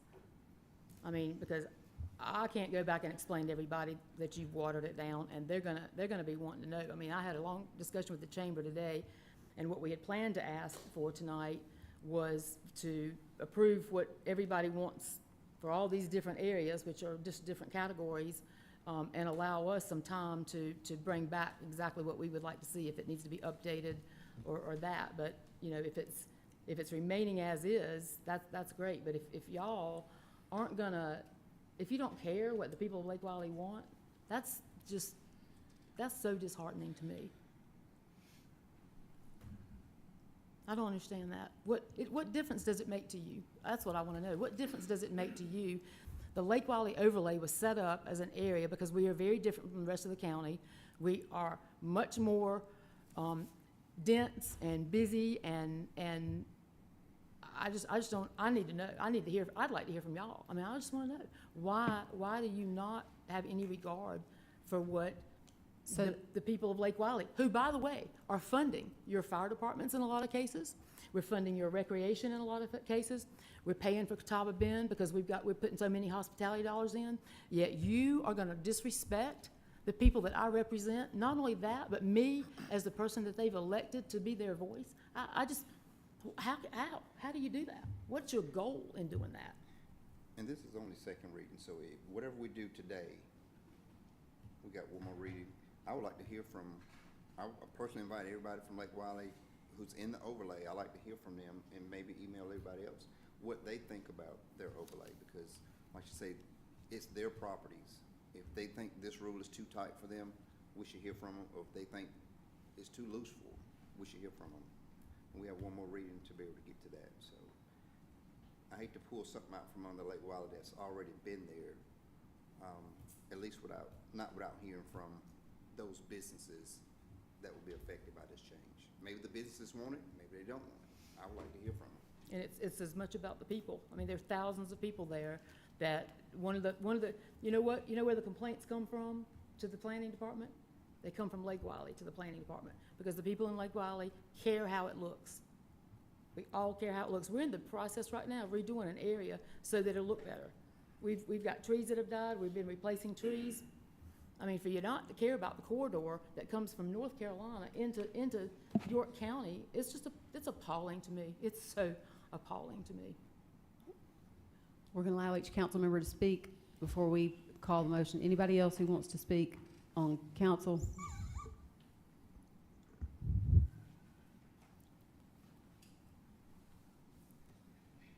I agree. I don't see why in the world we can't respect the people of Lake Wiley and their overlay. I mean, we each have a district that's very different from each other. We're not all the same. We're not all cookie cutters. Not everything is right for everybody. And at some point of the ball game, we're gonna have to start respecting each other. So, I mean, I respect Tommy and certainly his agriculture. I respect Tom with his TK and his folks, and what would they think? You know, if you had an overlay for your people in TK, would they be happy not to respect them? So I'm just saying everybody needs to look at each other and their districts, and at some point we need to listen to the representative of that area. I've lived in my area for a long, long time, and I feel like I know my people very well. You know your people well, you know your people well. Each one of us could go down the line and say things that our folks are very passionate about. And That's just the way I feel. I mean, I'm fine with whatever, the sign situation is. I don't see why we can't pull out Lake Wiley and their overlay. Any other councilman want to speak before we vote? Yeah, just, so Allison, looking at this proposal, because again, I think the idea of the planning committee was to come up with something universal across. So how far off is this from something you can So accept? we're not going to ask each other questions. Everybody gets a chance to speak about their opinion, and then we can wait until third reading, because there is second reading, but this could go on all night long.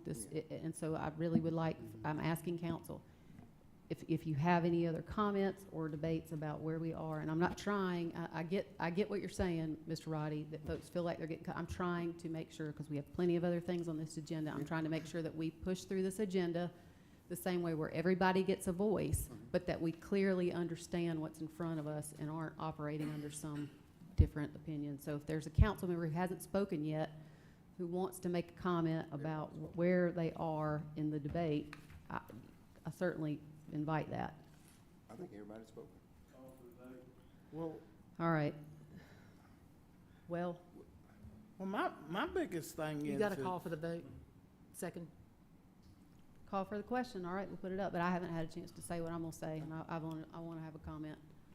So here's where we are. I think this is getting turned into something that's not, that we need to unify under. What I think is important is that, is there a way for us to come up with a standard that is countywide? Because we don't need to have a sign ordinance in one district, then have another sign ordinance in another district. We need to figure out what's the best ordinance, and we need to stick to it countywide. I think that creates divide, and so that is why I support the motion currently on the table, but I am here to listen to the folks in the community. What I don't like is for false information. So we're getting emails from people. I'm getting emails saying, don't allow people to put things in the right-of-way. You can't put anything in the right-of-way. We are not supporting anything like that. This ordinance does not allow anything in the right-of-way. So anything in the right-of-way gets yanked up. Can't do it. The question is, are we, and the Planning Commission came up with this proposal that says 2 large temporary signs. They said put it 45 days, 2 times a year, 6 small signs, which was what it was before, but we actually sent to them 5. We said 90 days, but they are coming back with 45 days times 2, and do not allow it in sign triangles, and keep the temporary sign limits consistent across the county. I think this is an opportunity for us to come together. I think any time, and there was one person that emailed that said, hey, we want to make sure that the entrance to York County when you come from North Carolina, from the Buster Boyd Bridge, that we present well. We want to present well everywhere across the entire county. And we want to make sure that an ordinance is across the board, so that we're not having folks enforce one over the other. So I am very much in favor of continuing to discuss this. I do support the Planning Commission, who was unanimous and comes from all of the districts, to say, hey, let's find a way for us all to come together. So I do support this. That doesn't mean that I don't support us tweaking this to get us to the right place, but I support what the Planning Commission has come up with, at least for second reading.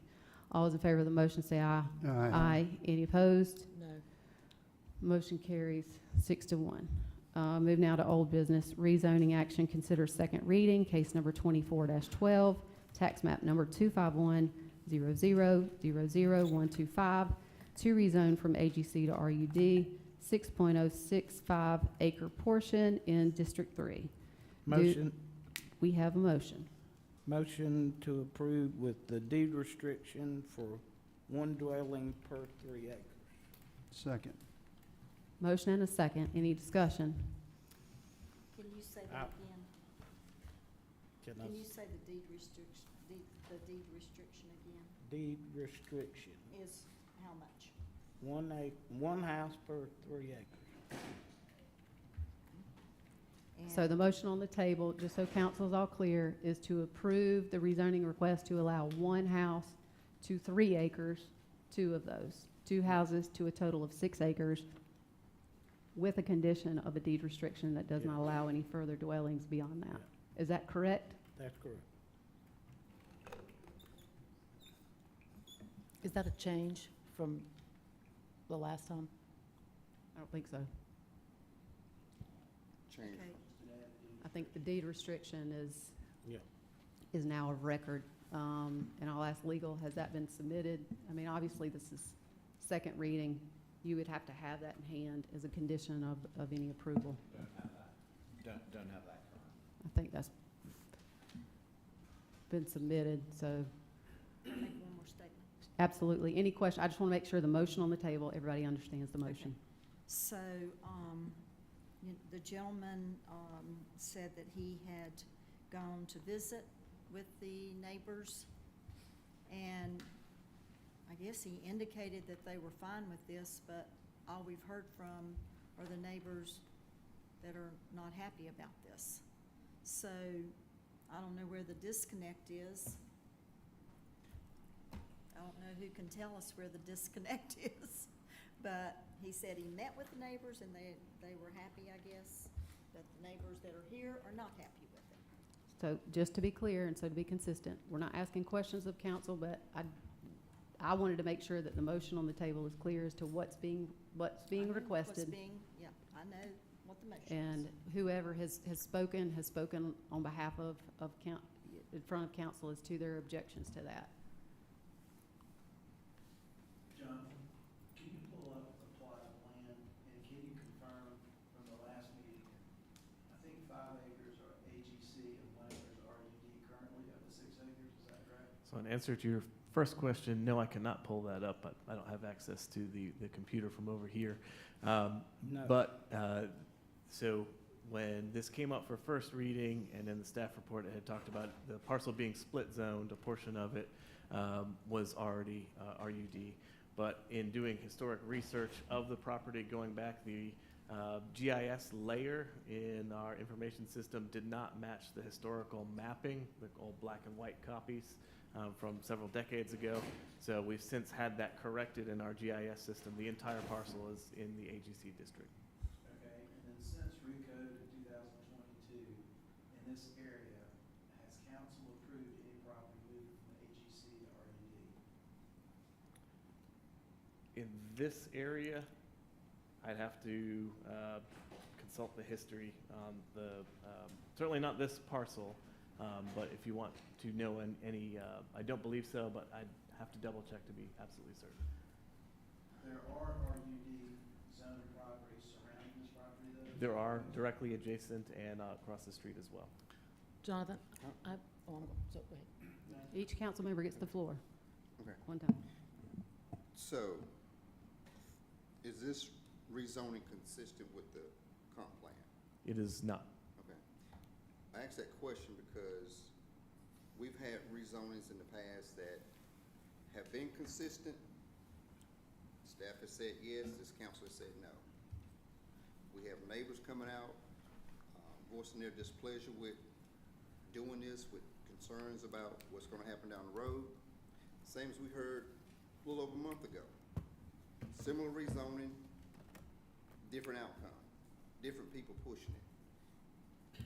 We hear people say, we want to respect what that council member wants to do in their district. I said the same thing a month ago. I guess I got disrespected because it didn't happen. And here we are, a little bit down the road, staff is saying yes. Staff said yes a month ago. This council said no. Planning commission said yes. Council said no. And I warned you to the neighbors coming out what was gonna happen. Now you see the stars lining up to force this down your throat, do something exactly that you don't wanna do. You took the time to come out here to voice your displeasure, when others maybe phoned it in and said, I'm fine with it. I respect people who will come out and stand up and take a stand of what they want or what they don't want. You guys have been here faithfully, voicing your displeasure faithfully, and I commend you for it. But I feel like it's not gonna go in your favor, simply because the alignment that's on this council that votes together to push things through, votes together to stop things. You're gonna be a victim tonight after coming out here numerous of times, voicing your displeasure. And it's not right, because this council shows partiality. How can Mr. you- Roddy, I'm No. gonna step in and I'm gonna say this. I'm gonna call you out of order if you assert that certain folks on this council, I ain't whether called anybody's individually name. or Ain't called anybody's collectively, name. are doing anything. Okay. The I didn't say- issue that's in front of the Okay. council is the rezoning Okay. that, and comments And you- need to be germane and to you knew what we're this was talking coming. about. You knew this was coming. That's why you gave me the stare down earlier, because you and I have had this There's conversation. no stare down, Mr. Roddy, but I'll call you out of order if you don't keep your comments Okay, well, to my comment is, this this rezoning. council shows partiality. It's done it a little over a month ago, it's gonna do it again today. And I'm not the one to bite my tongue. We had this conversation, you and I had this conversation. It'd be very hypocritical to vote this through after a little over a month ago. We were faced with a similar situation, and this council said no. How can anybody on that side of the room vote yes for this one and voted no a month ago? It ain't spot zoning I to start didn't with. call you Hold that. up. I didn't say, Hold I up. didn't say anything about This is spot what we're zoning, gonna and do. I didn't Don't call point nobody- your I didn't finger at call me anybody's name. either. I didn't call anybody's name. I'm I calling. didn't say nothing about a You, name. you responded while I'm talking. This I'm is gonna hold disrespectful. we're gonna hold this council out of order. You keep your comments to the issue that's the rezoning at hand. Keep him quiet. Mr. Atkins, both of I'd you, like to I'm see gonna you call keep you to me order. quiet. Everybody, every council member, no. Every council member gets the floor for a few minutes, but if any council member attempts to accuse the other of any improper conduct, I will hold you out of order. I didn't say improper. So let's keep the comments to what's currently Okay, under okay. for consideration. What is under consideration is a motion to approve rezoning to allow one house to 3 acres on 2 3-acre parcels of property. That's what's in front of us today. I know what the motion is. You don't have to reiterate the motion. Thank you, sir. I've been here Madam longer- Chair. I've been- No. I have the floor. And I have to say, when I'm speaking and someone else speaks, you need to check them. I'm checking Don't both of check you. me, I'm checking because both. if I have the floor, no one else Mr. should Roddy, interrupt. No one Speak your else should comments interrupt. on this issue that's This is germane. about this issue. Talk about this issue, this rezoning. issue is, it is not right and not fair to those neighbors who voiced their opinion of displeasure with this being forced down their throat. Let's be consistent. I've been consistent with my voting, how I voted, check my record. But this is not being consistent from month to month. And I can show you the votes. I can show on paper, on video, who said what, when they said it, and what they applied to the other rezoning. But it's not applying here. Oh, we got neighbors come out, they don't want it. Well, we got neighbors coming out, they don't want it. I respect the fact that you and anybody else comes in this chamber and takes a stand for something or against it.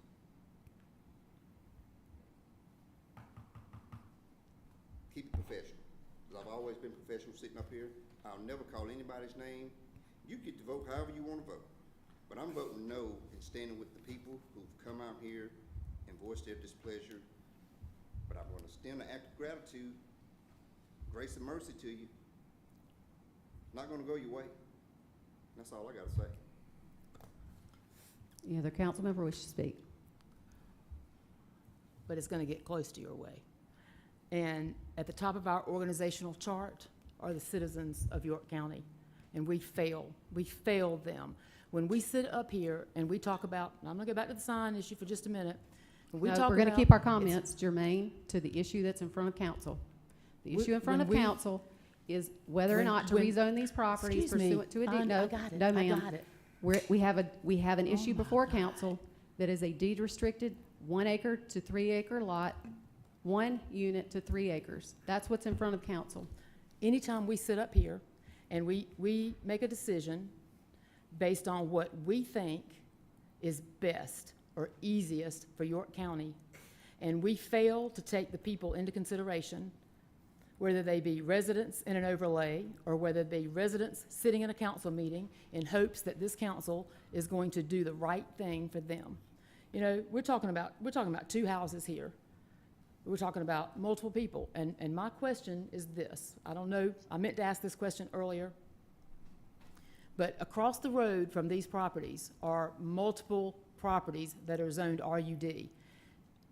And what I wonder is if those same parcels are connected to this same applicant or this same property owner, because if they are at a small subdivision already. They've already subdivided a little bit at a time to get to the point of what a small subdivision would be. I don't know the answer to that, but I've sat in those seats. And that's why I was elected to sit in this seat, because I understand I've always backed the people, and I will continue to back the people. And I'm going to still try and hold the rest of you accountable to support the people. Do the right thing. And when you do the right things happen. The right things fall into place. And I think we've gotten a little off track in this meeting tonight, but I think we've also gotten a little off track as a council. I think we've gotten a little off track as a county. I can see we're getting back on track with a lot of things related to the county.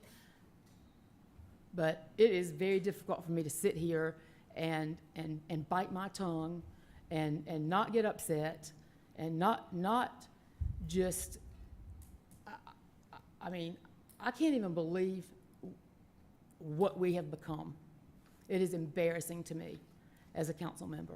And so I hope that we will all look at this. I hope we'll all do better. And I hope when we get home tonight and we put our heads on the pillow, we think about what we've said tonight, about how important things are to us, and maybe in leaving out the people that we actually represent as a whole. You know, we sit up here and we tell everybody we represent all of York County, not just a district.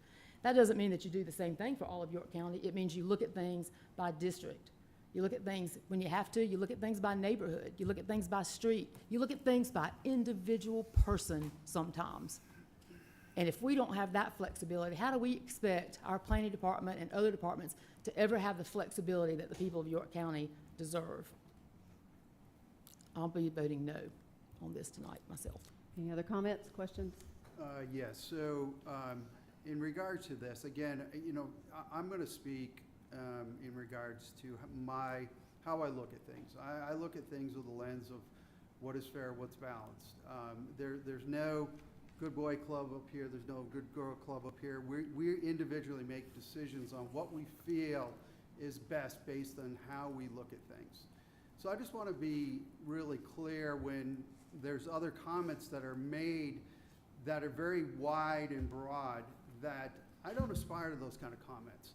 We're here to give our best and we look individual at each item where we think one might fit and one may not fit. We have our lens, we understand what we're looking for, and I want to make sure that everybody knows that we do it with integrity and we stand here for what we feel is best for each situation. So I want to share that with y'all. Any other council members have any comments? I do. Okay, when we have a situation that requires community members to come in and speak on what's happening, because they live there, I tell my people, I say, you have got to come. There's no other choice. Council members love to hear from the communities. I can remember last year when we had a community come in and spoke very passionately about a situation on a rezoning. And honestly, I think most of us had tears in our eyes when they were talking. It was one of the most beautiful moments I can remember being on council. I was so proud of all of us because we stood with that community and they came in, and since then, since that very moment, anything that is in my area that is up for like public hearing or whatever, because we've got something coming up in a few minutes, I tell them, you have got to come. You have no option. You have got to come, because guess what? Those folks on county council, those members on council, they will hear you and they will see you and they will pay attention to what you're saying. So therefore, and I have a heart for agriculture. I love the fact that we have a whole part of our county that's agriculture. It's just amazing to me how And we've got to keep that. We've talked and talked and talked in workshops and all along how important it is. I think we even had a committee formed. I don't even know what happened to that. How to keep agriculture strong in York County, because it's critical. It is critical that we keep agriculture strong. So I can't do anything but say to myself, the 2 points I have that I'm going to stay true to, and that is agriculture and when the community comes out. Those are the 2 points I'm going to stay true to tonight. Anyone else? Me. Mr. Atkins? Well, first of all, in a minute, Josh, I want you to elaborate on how we got and from us talking to the consistent, well, first of all, I want everybody to know that I own more land than anybody up here and probably out here. Second of all, I want you to know I make my living in agriculture. Third, would you be surprised if I told you that my whole farm's in RUD?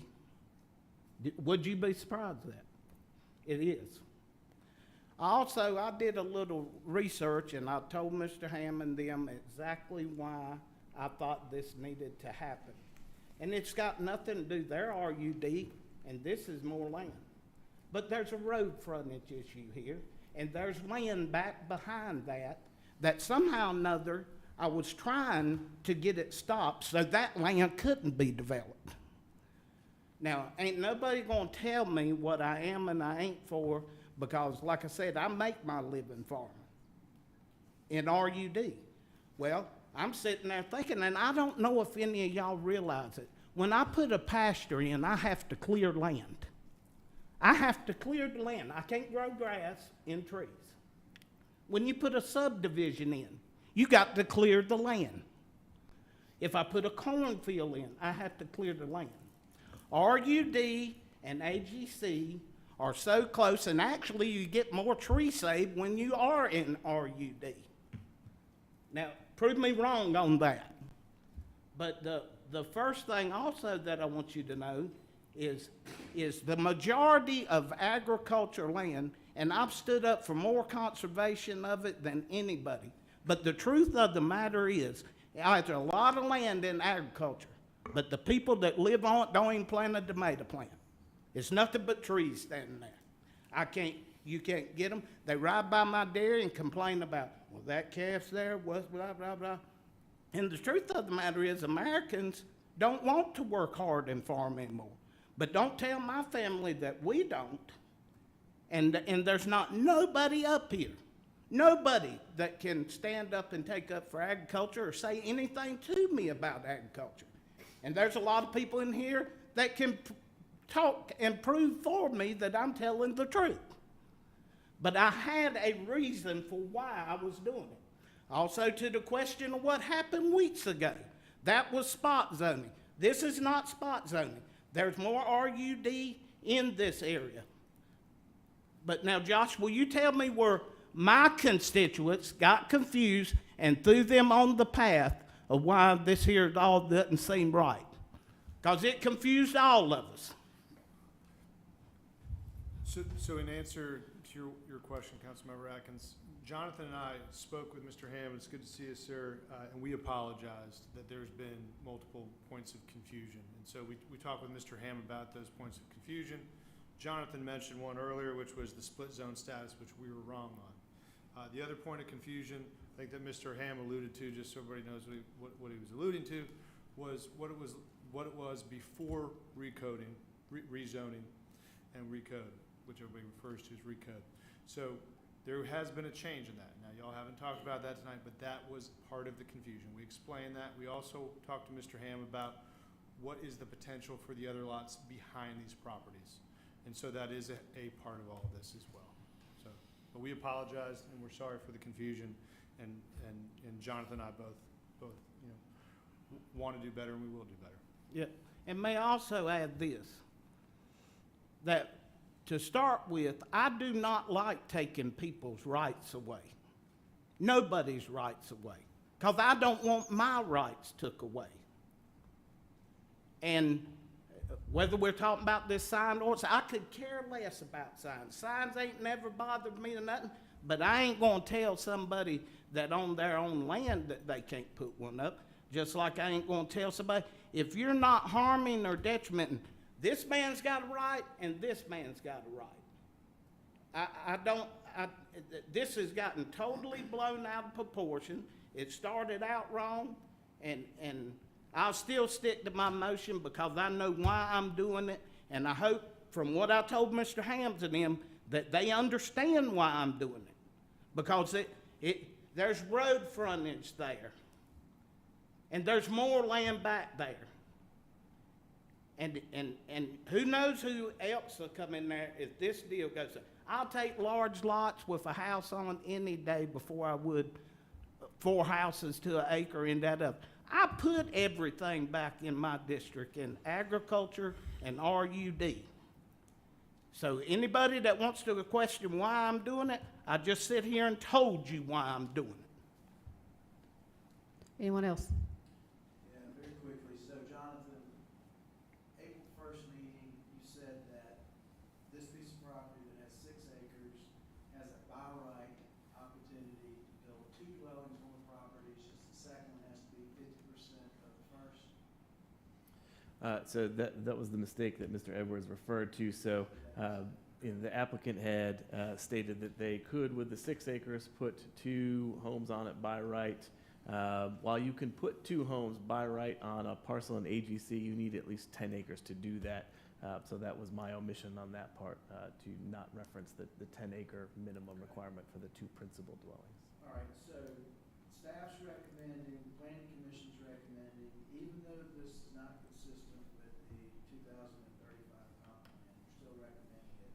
And you're recommending it because there are other parcels around it that are zoned RUD. Yes, sir. So,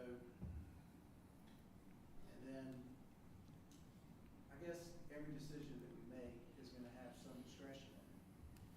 Because when citizens come up and speak in favor or not in favor of something, we have to take that into consideration, right? So there is discretion in these decisions. We try to be as consistent as possible in our decision making. And I can promise you that none of us are being influenced by anybody asking us to vote yes or no. For me, that's not happening. And I hear that consistently from other members up here too. And there's not really a coalition to coalesce together to approve or disapprove something either. So, you hear the vote tonight, and I think each person up here is voting their conscience. I think everyone has Madam- spoken. I really think everyone's spoken. If we can move on to the vote, Mr. Atkins. Ma'am. I know this is your district, but I really would ask that we just move forward with a vote. I was just wanting to request that ADU be explained from Jonathan about the 2-acre deal and what can happen. Well, here are my comments. I support this rezoning. I'm actually not aware of anybody that's come before this council in any recent times where they have requested 1 house to 3 acres, that we've rejected that. 1 house to 3 acres. We're talking about 1 house to 3 acres, 2 of those. My understanding is that, number one, the entire time I have sat on this council up through RECODE, we have allowed 2 principal uses to 5 acres plus an accessory use in AGC, and that changed with RECODE. And I can tell you right now, that is not something I supported. That is not something that I was informed of. And I'm going to ask that we revisit that and that be laid out publicly and that we vote on that and that be laid out, because when we made a vote on RECODE, we said we were not changing densities for folks. We were leaving it exactly the same. In this particular instance, I support this rezoning. And this rezoning is specifically limited to 1 house to 3 acres, which the people that I've spoken with that have called me live on the exact same amount. And I'm not aware of anybody that's come to us asking for 1 house to 3 acres that we've denied. Somebody can prove me wrong, but let me look at that. But this is also subject to a deed restriction, which means that the property that is before us cannot be developed into anything more than 1 house to 3 acres. It cannot. That is a condition of the motion that has been made as a condition of the motion of this. And as I understand it now, even under the existing zoning calculations, someone is allowed 2 dwellings to 5 acres. We're talking about 6 acres. 2 dwellings are allowed on 5 acres, even under current recode.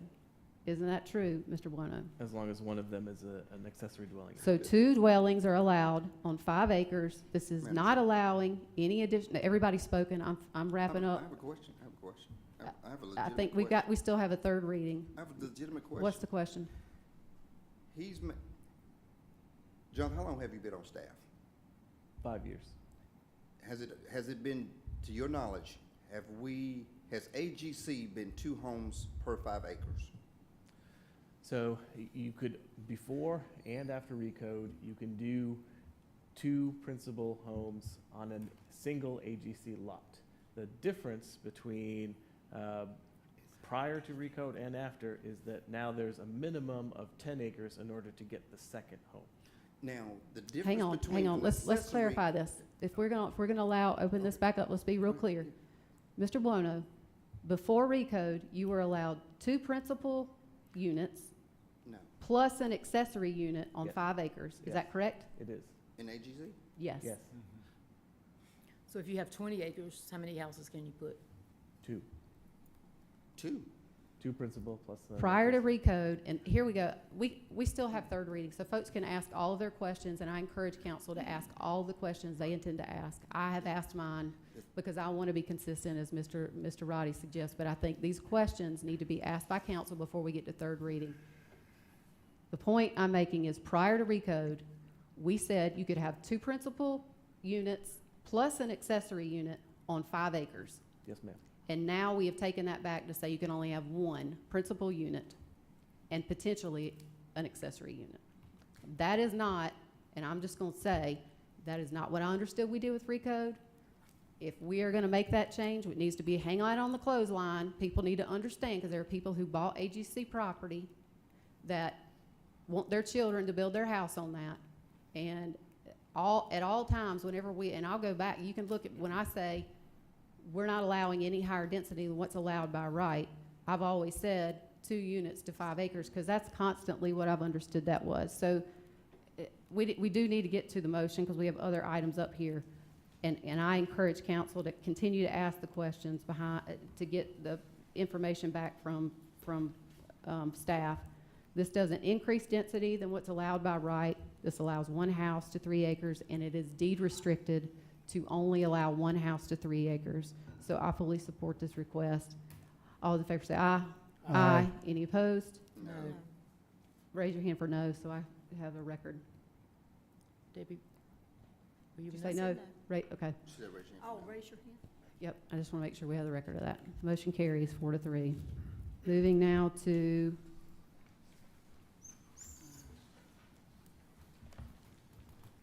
item number 2 of old business. Council to consider first reading of an ordinance to amend Chapter 155 zoning code to modify separation requirements for certain uses in the Lake Wiley zoning overlay, to provide for a public hearing and to provide for other matters relating thereto. Motion to approve the planning commission's recommendations with 2nd reading moved to June 3rd, so we'll have time for staff to provide input on this ordinance. Second. We have a motion and a second. Any discussion? Yeah, I'd just like to say that, first of all, this is a really big topic for Lake Wiley, and I don't really appreciate you jumping ahead of me with a motion. So it's not the first time, and it surely won't be the last, but out of respect, which there's not a lot of up here anymore, there are some changes that I would like to make to the 660 foot separation, and I'm gonna wait until the 2nd reading and public hearing to suggest those. Typically, we go to the council member who made the motion. Well, I said it on the motion, really. I think we need staff input on this. All of us probably have some ideas to tweak the ordinance. There's been public input that's been provided to me, some of that makes a lot of sense.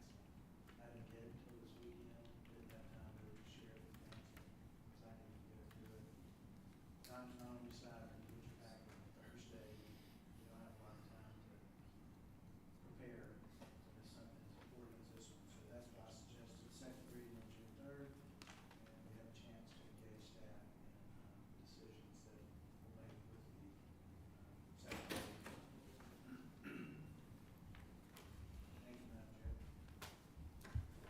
Mr. Ivy?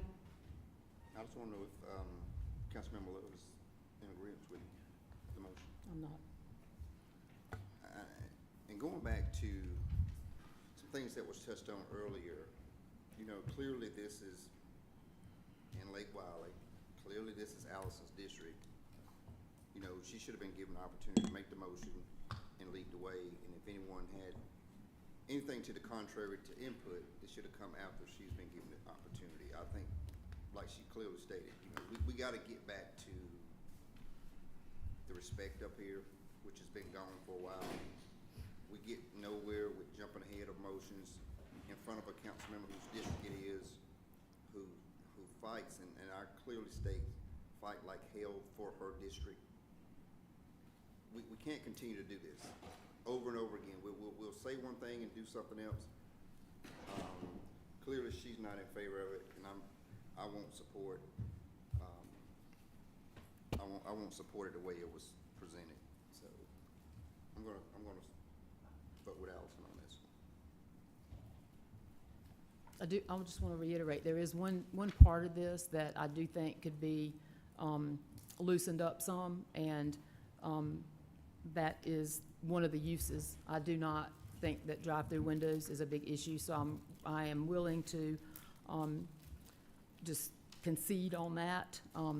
But the difference in any of you and me is that I live in District 2. I was at the input meetings for a very long time. The final input meetings during RECODE, I did not attend those meetings because I did not want to be an influence at those meetings. There were Zoom meetings. There was a lot of input put into this.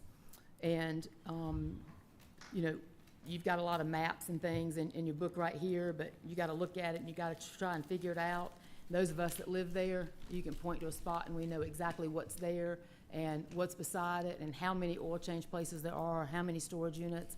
And again, I just want to say that the Lake Wiley overlay exists for a purpose, and you know, this is a small area plan that Chairwoman Cox and I recommended that we went to an association meeting. We came back and we thought that small area plans were a great idea.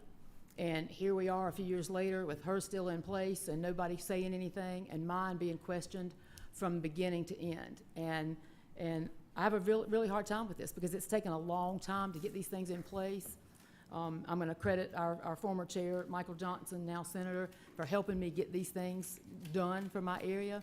And for us to get new council members and people that maybe only drive through Lake Wiley every once in a while, you know, it's very important to the people of my district that we uphold what they've asked us for. And again, I'll just ask, why are you not willing to do that? I need to know, and the people are going to want to know, why are you not willing to uphold what we've asked for? These things make sense for our area.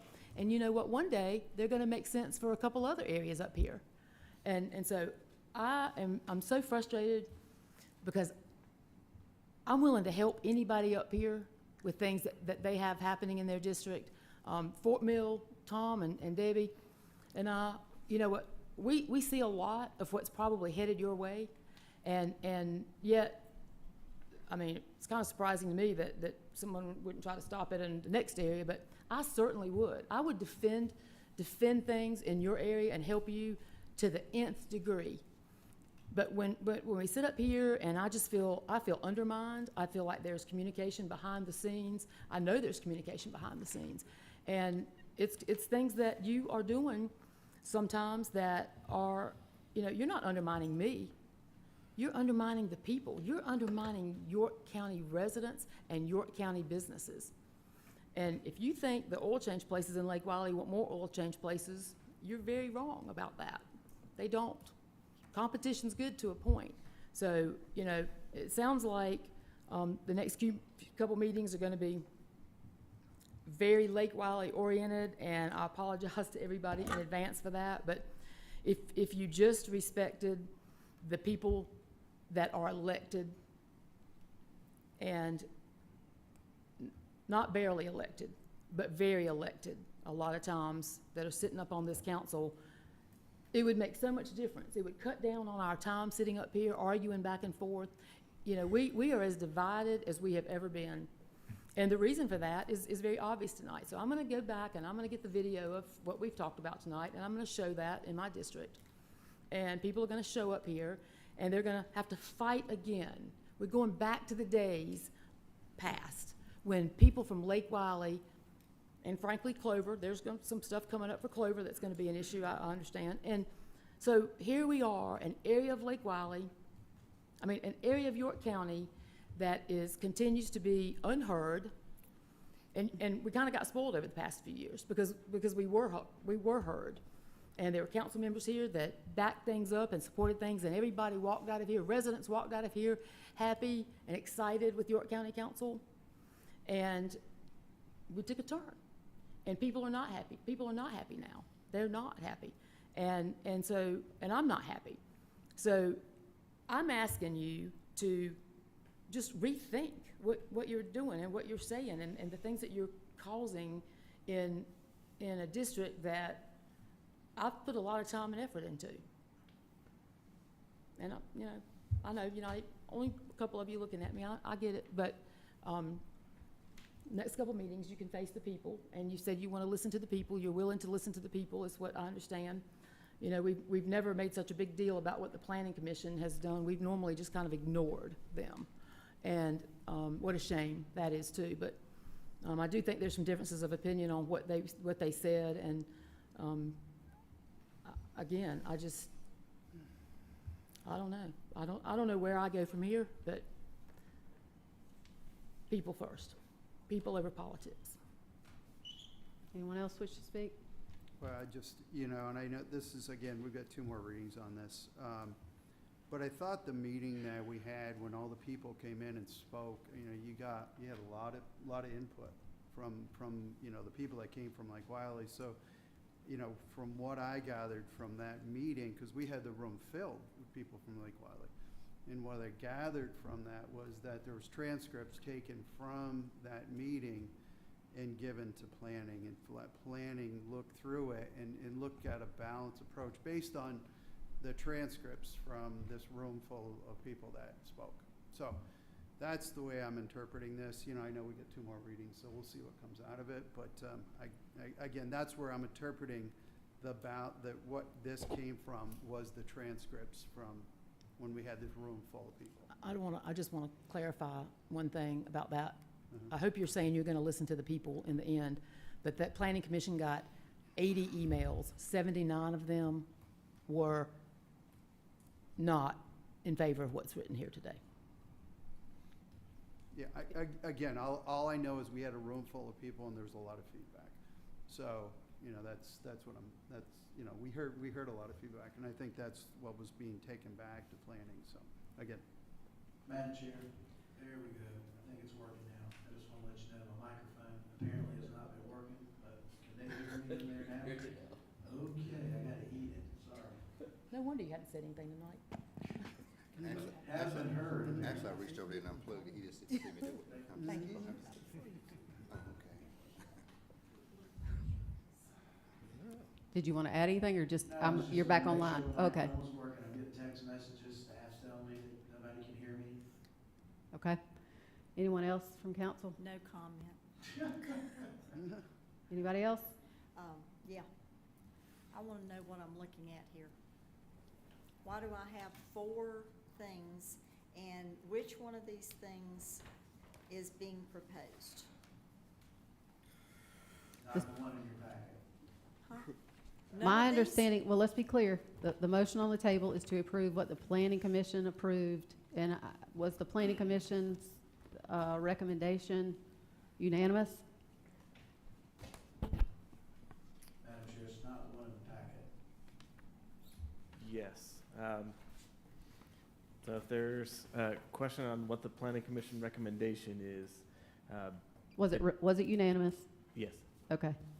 And the recommendation, basically, the motion on the table, as I understood the motion being made, was to approve first reading as the Planning Commission approved it. Is that right? Did I hear that correctly? That is correct. All right. So, Jonathan, if you can explain what the Planning Commission requested. Yes, and this is in full detail in your agenda packets on page 200. So they had 4 recommendations. The fourth was a recommendation to do a new corridor plan, but germane to the text, they had 3 recommendations. The first was to maintain the existing requirement that each use must be separated from all other uses. And then the second was to maintain the existing 660 feet separation distance instead of increasing that to 1,000. And then the third was more of a concurrence. They concurred with the amendment that allows a proposed use in the same lot or an adjacent lot with a cross-access easement. So I'm clear. The motion on the table to approve the planning commission's recommendation, all those things that you listed were things that they agreed to unanimously? Yes, ma'am. I mean, was it one of these? Those are maps. So those are exhibits that staff produced because council had requested maps to show where these uses are and how that related to the distances. So what you're looking at in terms of the maps, the blue shading is the current ordinance. The multicolor rings are how it would be enforced if the draft text, again, not the planning commission recommendation, the draft text would be enforced. So the planning commission recommendation would be to go back to that blue color. But I think you mentioned also the 660 would still be in place with this recommendation. Yes, sir.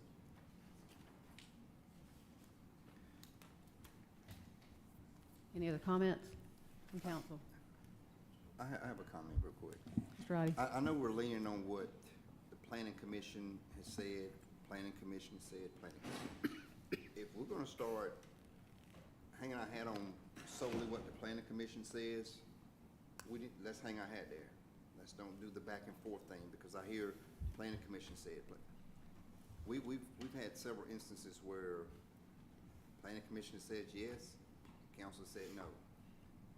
We gotta pick and choose where we're gonna be at, and not say, well, I personally like this, so I'll lean on the planning commission. I think it's still our responsibility, we're accountable. The comp plan is a tool that we can use, but it's not the gospel. Planning commission is a great body for us, does a lot of homework, vets a lot of stuff for us. We can't just hide behind whatever the planning commission. We're chosen to do the work, and if the planning commission recommends something that we don't necessarily like as a council or as a council member for our district, then we have every right to make those adjustments. And I think that's what Councilmember Love is trying to get through to us. My only comment is, let's do the work, let's hammer out and hear from her and continue to listen to her and her district and those constituents that come out for her, and not just hide behind what the planning commission, because we went with the planning commission numerous times and we've gone against them. So let's pick where we're gonna be when they make a recommendation. If we're gonna say, whatever the planning commission sends to us, we're gonna stick by them and do it, let's do it. Or if we're gonna have that latitude, but let's not put our foot back in that water and get behind them when we want to, and not go with them when they say something that we don't personally agree with. That's just my comment. Madam Chair, in the motion, the reason I made the motion the way I did, to defer it to the third, gives us 1 month, because this is a serious topic, and it needs serious consideration. But it gives us a month for those of us that have an opinion on this. You can come up with it on your own, you can come up with it with other people sharing your information with you. It gives you a month to share that with staff, share it with other council members, so we come into the second reading more informed than we are tonight. Are there any other comments from other council members who have not spoken?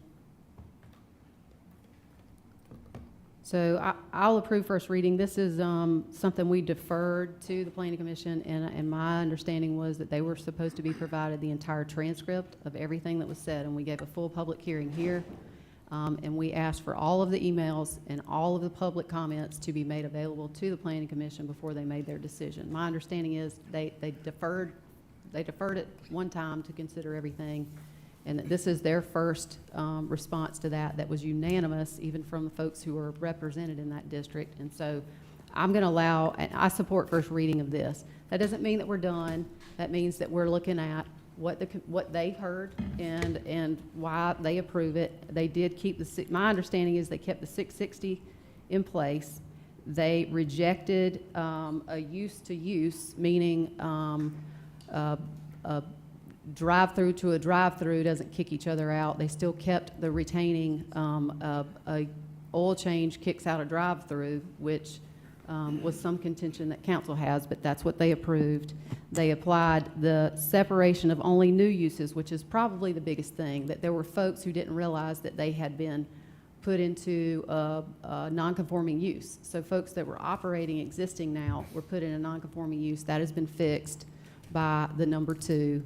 And that if you have a use, for instance, a car wash and a gas station in the same lot, as long as you have cross easement access, they were suggesting that you approve that. So I think the fact that they considered that and that they were unanimous in that, even the folks who are in that area, I will support first reading. And I agree that there's going to be additional conversation on that moving forward, but I will support first reading on that, at least, you know, to get us through this. All in favor of the motion say aye. Aye. Any opposed? Hearing none, motion carries unanimously. Move now to new business. Item number 1, council to consider first reading of an ordinance to amend the York County Code of Ordinances, Chapter 151, flood damage prevention, to adopt the Regent Park flood study and accompanying maps, to establish the Regent Park floodplain overlay district, to amend and adopt higher standards above the National Flood Insurance Program's minimum standards based on a no adverse impact approach to floodplain management for development within the Regent Park floodplain overlay district, to revise chapter definitions, section references, and other de minimis clarifications, to provide for a public hearing, and to provide for other matters related thereto. Do we have a motion? I make a motion that we approve. Second. Motion and a second. Any discussion? Ms. Cloninger, you're the motion maker. Would you like, if anybody's going to comment, would you like to comment first? I am just very anxious that this go through for my folks. I'm tired of those poor houses that get flooded. They've been flooded 4 times, and the no adverse impact approach is very important to the community. We are, it's been a long time coming that Regent Park get some attention, much needed attention.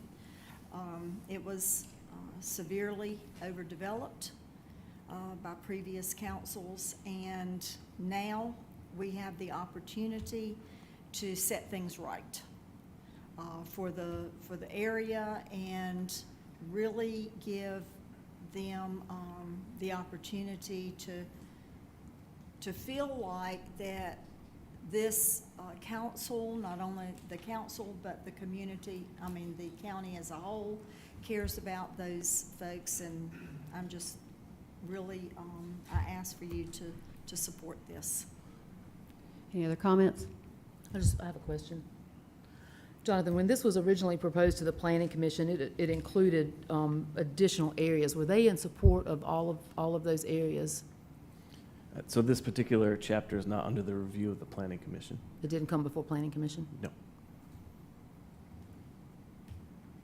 Piggyback on your question, that's okay?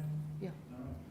All right. I would ask that the amendment be amended to make Regent Park priority number 1, but for staff to determine what are the rest of the priorities in York County from number 2 on down to the last priority. And then an action plan on how we're going to go put studies in place for the other areas that are in flood areas. So I think the current motion on the table is to move forward with Regent Park. Yes. I'm asking for the same, just in addition to. I think the question, just help me remember this, Jonathan, when this came before council as a workshop, it was represented to try and do this in certain areas. and I'm not putting words in your mouth, I just want to make sure we're clear. The only folks that were actually given written notice about the ordinance were the folks in Regent Park. Is that correct? Yes, at council's request, the property owners that were impacted by the Regent Park flood study were specifically notified about the Okay. ordinance. So if there's something that needs to go beyond Regent Park, we would need to give written notice to the folks who are impacted by that. And I think council did say at our previous workshop that we're going to start with this because we know there's an issue here and they've already had several meetings and they've already been specifically notified. The other provisions, and I just want to make clear because I don't know that we need an amendment on this, but that management is looking into the rest of what Stormwater requested and that folks will be given the same courtesy of specific information before we take the next step. I just want to make sure that that was clear from the workshop. The way the ordinance is currently constructed was after the motion at the previous first reading for this item. So if there's a desire to contemplate taking this approach to other areas of the county and making a prioritization list, that's certainly a work program item that council can request of management and staff to undertake that. That wouldn't necessarily necessitate a change to the text of the ordinance. But if an expansion to the applicable areas were added to the code, then yes, that would require notification and a new ordinance. So if we can, I mean, I think a priority is to go ahead and push this one forward, and then in non-agenda comments, we can ask council ask staff to continue to move forward. If there are other areas that you think is applicable, that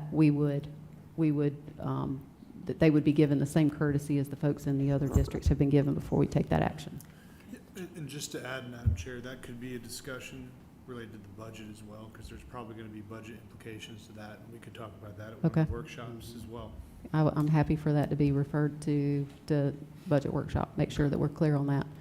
Yeah. I think the point of what I understood from what council action took previously was, we know there's an issue here. These folks have already been notified. They've had an opportunity to come and appear before council, and there's no reason to slow that down. We'll go ahead and implement this program as it stands, and then we can use it as a benchmark for moving forward and making sure other folks get the same courtesy of notice if that comes up. Any other comments from council on the main motion? All in favor say aye. Aye. Any opposed? Hearing none, motion carries unanimously. We have already addressed number 2. Item number 3, new business, council to consider first reading by title only of an ordinance to establish operating and capital budgets for the operation of the county government of York County for the fiscal year commencing July 1st, 2024, to provide for the levy of taxes for York County for the fiscal year commencing July 1st, 2024, to provide for the expenditure of tax revenues and other county funds, and provide for other fiscal matters relating to county government. A motion to defer to May 20th meeting. Second. We have a motion and a second. Is there any discussion? Yeah, so with the additional additions to our packet tonight that we received, along with some other information that we'll get in an upcoming workshop, I think it's prudent and practical for us to give ourselves a little additional time to see what was added in tonight, to look at what we get back in our next workshop, and then we commence our first reading May 20th. So I have a question. What do you know that we don't know? I mean, why, we've always, It's first reading. of the first budget. reading, we've always approved that title only. There was additional information added into our packet tonight. Where? So It was one of the slid- things it that was- staff did is we had a few catches in the budget message that we Yeah. edited, and we provided new copies tonight, so. Yeah.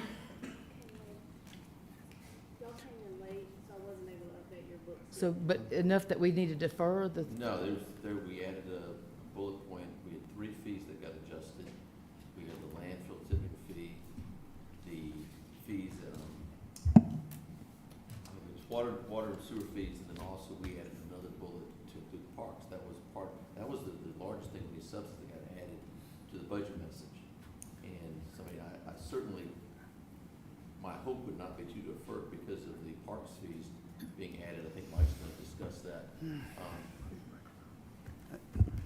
Mike is gonna discuss that at the budget workshop. And in moving that, we now have no room for error to make the June 30th deadline as well. So again, the budget has always been presented the first meeting in May by title only.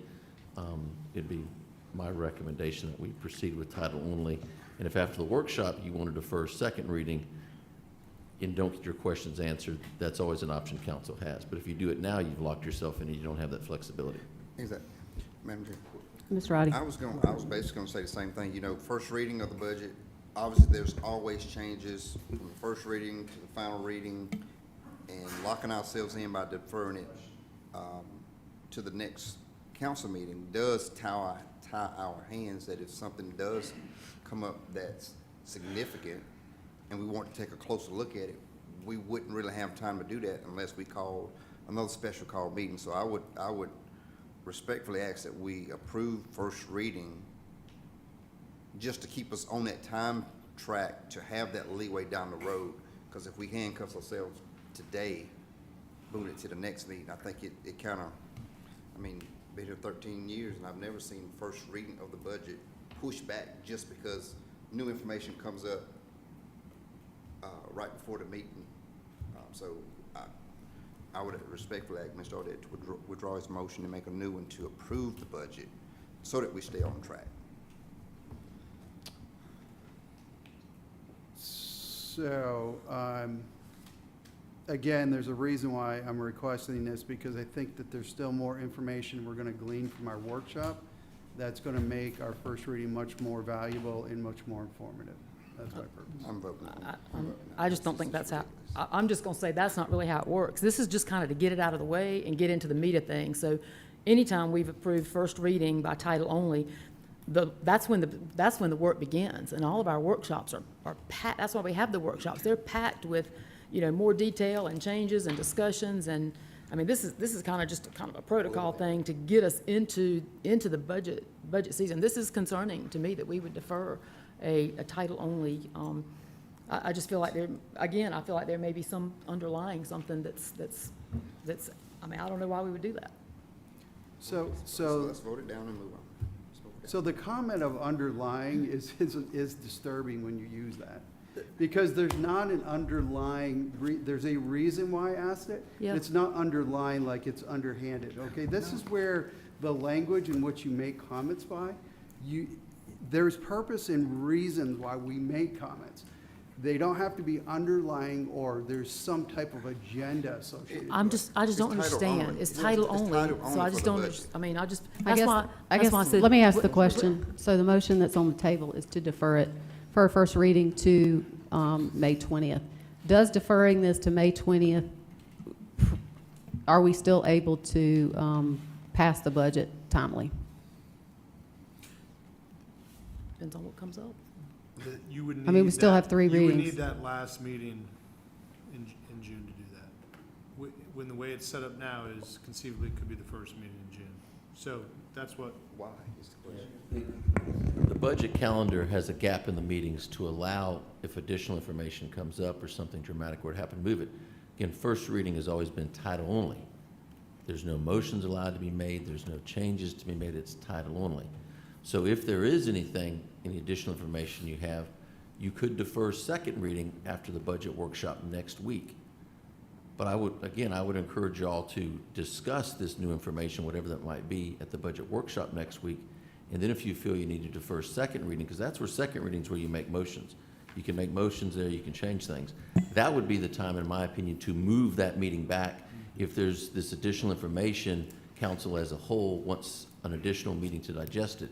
But if you defer it now, you take away all your flexibility right now to squeeze in another meeting. You have none. You would have to do a special called meeting if this new information would delay anything.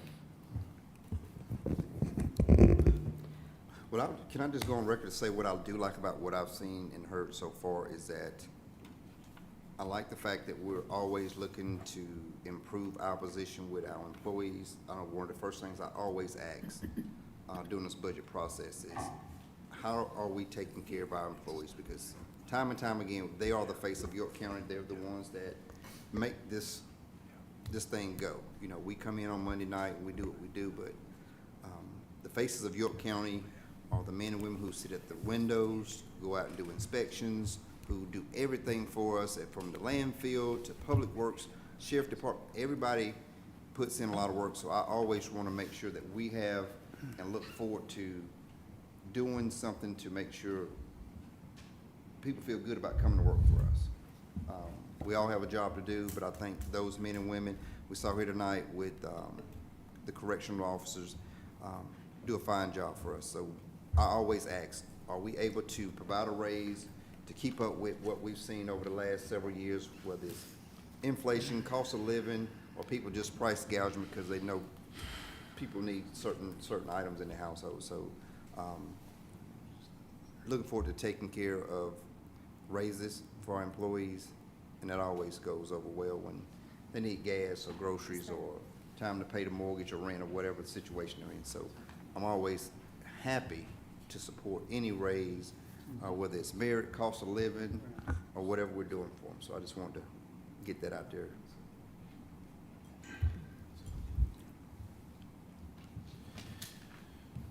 Any other discussion on this?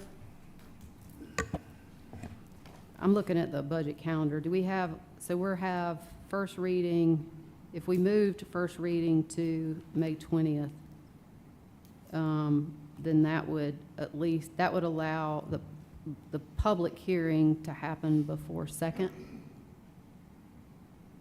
I'm looking at the calendar.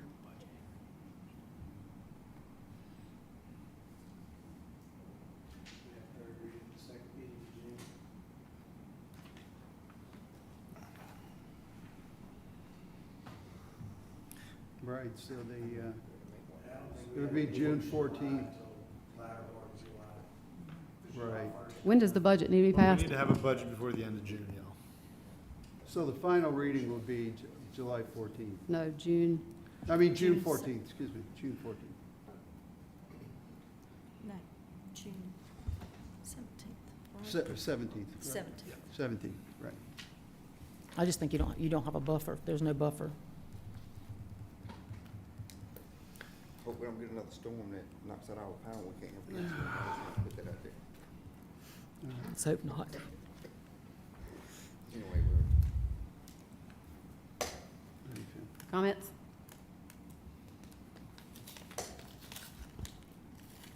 I think we've made them. What's your thoughts? It's fine with me. I mean, I think we pick our battles. I picked mine quite a few tonight. So, I mean, if staff, if that's what you're comfortable with, you're not comfortable with it. Staff. it's been always known we have first reading now to give ourselves that extra buffer. You know, I just think we lose that flexibility. First reading means nothing tonight anyway.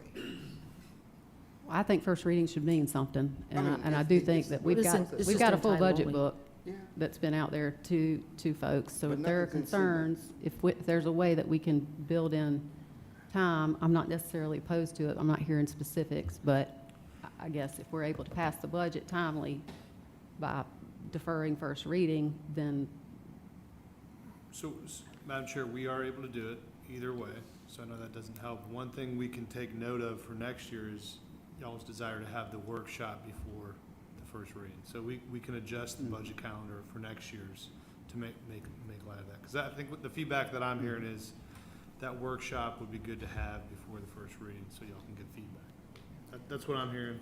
So, Correct. in light of that, for next year, we could include that. I think either option, but as you heard from staff, you know, it does put a tight timeline on us, and there's the potential, if you do say to delay this, that there will have to be a special called meeting if y'all don't vote on the budget in the second meeting of June. So that's our concern, that there's flexibility later in the process that's taken away. Doesn't mean it can't be done, because we can do it. Just limits your options the later we get in the process. I can understand the request to defer. I mean, this is the budget book, it's pretty thick, there's a lot to know and understand, obviously, in this. I've read through a few things,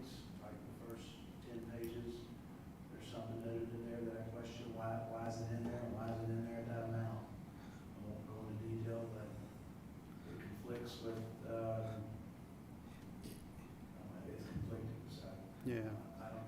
So I can appreciate deferring to, like someone else said, we've asked many things on first reading, and we'll only get a second, and have discussion at the workshop next Tuesday.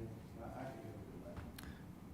I don't think any, I'll say, I don't think anybody's gonna read through that whole book prior to the workshop anyway. You know, obviously, we're gonna look at things that we think, no, we're not gonna say that we're gonna read this whole budget book before our workshop. I'm not gonna, that's not a reason to defer, but let's vote it up or down and move on. I think we call for the question. Any other comments from council?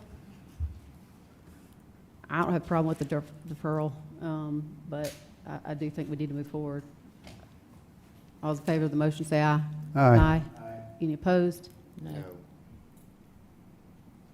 So, I have no comment. all right. I mean, I'm concerned about the staff, what they feel like is important, so I guess I vote no. So what's it? Motion carries. We'll defer it to the next meeting. Can we have a show of hands of who voted yea and nay? 'Cause Those in favor of the motion? Aye. okay. No. Did you vote audibly? You vote no? Okay. Sure. All right. Council to consider first reading, oh, we're done with that. Committee and other reports. Finance and Operations Committee meeting Monday, May 6th. Finance and Operations Committee met today. Present were council members, Audette Atkins and myself. And we considered applications for service for the Catawba Regional Workforce Investment Board. We made the recommendation for Justin Coy for a first term for a vacancy. The Keep York County Beautiful Board, we made the recommendation for the appointment of Karen McVeigh for a first term. The recommendation for consideration of the appointment of Caitlin Boyle for a first term. Those both vacant seats, one District 6, one at large. But the Riverview Fire Tax District, we made the recommendation for the appointment of Ronald Carricker for a first term, and the appointment of Sam Leslie for a second term. We also made the recommendations for allocations of some discretionary funds. Those are from District 4 to HOPE, Helping Others Progress Through Education, in the amount of $2,000. The District 3 to Smyrna Volunteer Fire Department, the amount of $1,750. From District 1 to Isaiah 117 House in the amount of $3,000. We had a discussion regarding personnel ordinance modifications, and the result of that was the recommendation for no change to the sheriff's office, and for York County employees to eliminate the longevity and cap vacation payout at 240 hours. I think there's probably more discussion to come. I don't know when that comes back to council, but there's will be more I think more discussion on that. So, and then we had a finance update, and we were told there were no surprises. Vacancy has come down a little bit. I've got a note of that somewhere here. So for vacancy rates from, I think it was February, March, the rates for the sheriff and the general fund were 8.9%. Those dropped to 6.9 and 8.3 respectively for, I believe it was March. Is that right, Kevin? Do I have the right 2 months, March and April? Okay. And then we had, we approved the minutes from the April 15th Finance and Operations Committee meeting. And that was it. Thank you, Chair- ma'am. Madam Chair, can I just say Yes. something quick? And just, Councilmember Love, just wanted to make sure to clarify if current employees were listening to what you shared. You didn't speak to how current employees would be handled. So current employees would, this would only be for, it would be for current employees and not for new hires. Is that, is the opposite, okay. Well, I'll let you speak to it. How about that? So, You say- so the changes that you outlined would be for new employees. Oh, right, that the join. changes, that's right. The current employees Yes. would keep, what they have currently. Yes. Just Is wanna that a make sure. recommendation that's going to go back to F&O for full vetting, or is that coming to council? So I was unclear. So F&O discussed it and voted on it today, and so what they recommended today will be coming back to the full council. Sorry about that confusion. I don't know how quickly we can turn that around, but that would be our intention, that we're gonna try to. All right. Sorry for the confusion on that. No citizen concerns. Council member, new non-agenda comments. Can I take the first plug at this? Mr. Roddy? Yes, so as we're all aware, the storm that came through Rock Hill on April 20th. And haven't heard a name for the storm, but we'll just call it the South Side Storm for now. I'm extremely proud and honored how the city of Rock Hill responded, getting people's power back up and going. Chuck over at Emergency Management, how he's been able to navigate us through a lot of things. Our newly minted county manager got his feet wet, obviously, with a lot of things going on, a lot of surprises. He's handled it well. The community, my hat goes off to everyone who's chipped in and done something to help their neighbor, whether it's cleaning up, whether it's assisting them with whatever they've needed to band together to make this difficult time that a lot of people have had over the last several weeks a little more palatable to get through. Encouraging people to do those surveys, still trying to get them to go online. I think we hit a pretty good number. Trying to get a collective number of the total damage that we face. I know FEMA's been in here, SBA and a lot of other organizations who've been doing volunteer cleanup for us. Local organizations have stepped up. We heard here tonight one of the local organizations, and I've been able to get some funding to, did some outreach, gave out over 500 food boxes just I think it was last weekend. Still trying to help people navigate through what they experienced. A lot of people were thinking it was a tornado, but National Weather Service said it wasn't. It was macro burst, whatever that is. I've been living 50 years, never even heard of it, but we had one right here in Rock Hill. So just trying to remind everybody to still help your neighbors. People are still asking when their street is going to get cleaned up from SCDOT, York County, or Rock Hill with getting the debris to the side of the road. We've had a pretty good effort with Rock Hill and some communication with DOT to help us with those roadside pickups. We had a community meeting less than a week after the storm hit. Chairperson Cox was there helping us navigate, taking questions, really being out front, giving people some sense of direction of what's going on, because let's face it, we don't get hit with storms here that often.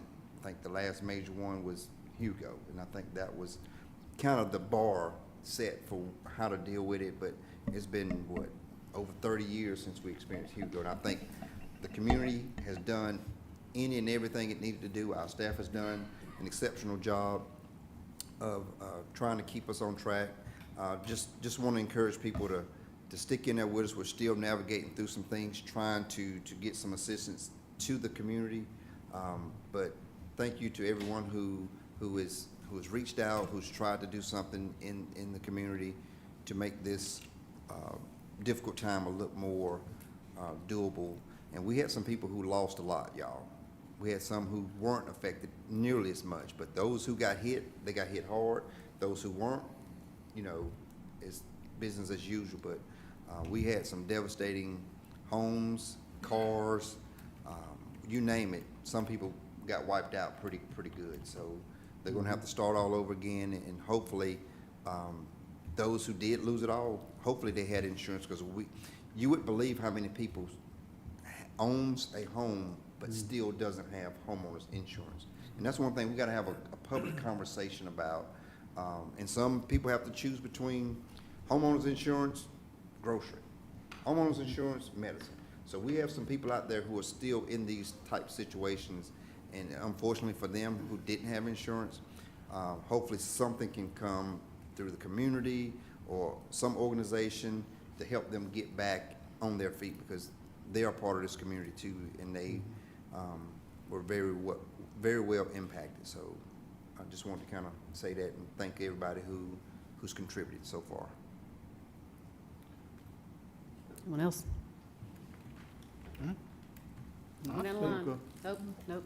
Huh? So, Mr. Audette? yeah, I want to piggyback up Bump's comment. So we do a once-a-month NAMI meeting. It's a mental health organization that it's the program which across the United States called NAMI, but we meet once a month in Rock Hill. We meet with a lot of members of the different hospitals in the area and et cetera. And we got a lot of new programs going on with that. But one of the things that came out of our meeting we had last week in Rock Hill was the impact of this storm on people from how do I say it? They're having nightmares about it. I guess that would be the best way to put it. Because some of them, where they got damaged so much on their vehicles, a lot of them never seen Gulf-size hail that have bashed through windows and actually broken through house windows and stuff. So there is an ask, and then we're going to talk to staff about this, that we have a member of our emergency response organization from the county, and we're going to looking to form a joint meeting that they can come and speak to these people that have been involved with this and talk to them about what to do, what are their next, steps, and et cetera. So there's probably more to come, and Josh, we'll reach out to you on there, but I'm glad you brought that up. That is critical. I mean, it was really damaging a lot of people. The reason, the other thing I want to mention, currently in my district and Debbie's district, we have our exit to 85. We're currently going and expanding on, which is the 160 I-77 intersection. And the widening of that's going to be basically 6 lanes and 3 lanes in both directions, going to 21 and all the way up to Sutton Road. The expansion, and they gave the timeline on it, and they're looking to have it completed about September of 2027. But as you can see, they are doing a lot of work now, and there was a lot of work done through RFATS in order to get the funding to move forward with that project. So again, the timeline's there, but they're hoping to hold the timeline. It's a long project, but there's going to be a unique design, and there's going to be flyovers to it, the way you get off the interstate. So again, want to share that with the public. Okay, quick. You wanted to go, Tommy? You don't mind. Okay. Well, the weather has not been very good to York County recently. You guys, with your situation, and we in Fort Mill, for the first time ever, had to cancel the Strawberry Festival Saturday, and that, although people did not lose their homes, which is devastating, but there were people, small business owners that depend on this festival. Like they can use that money for a long time that they make off that festival.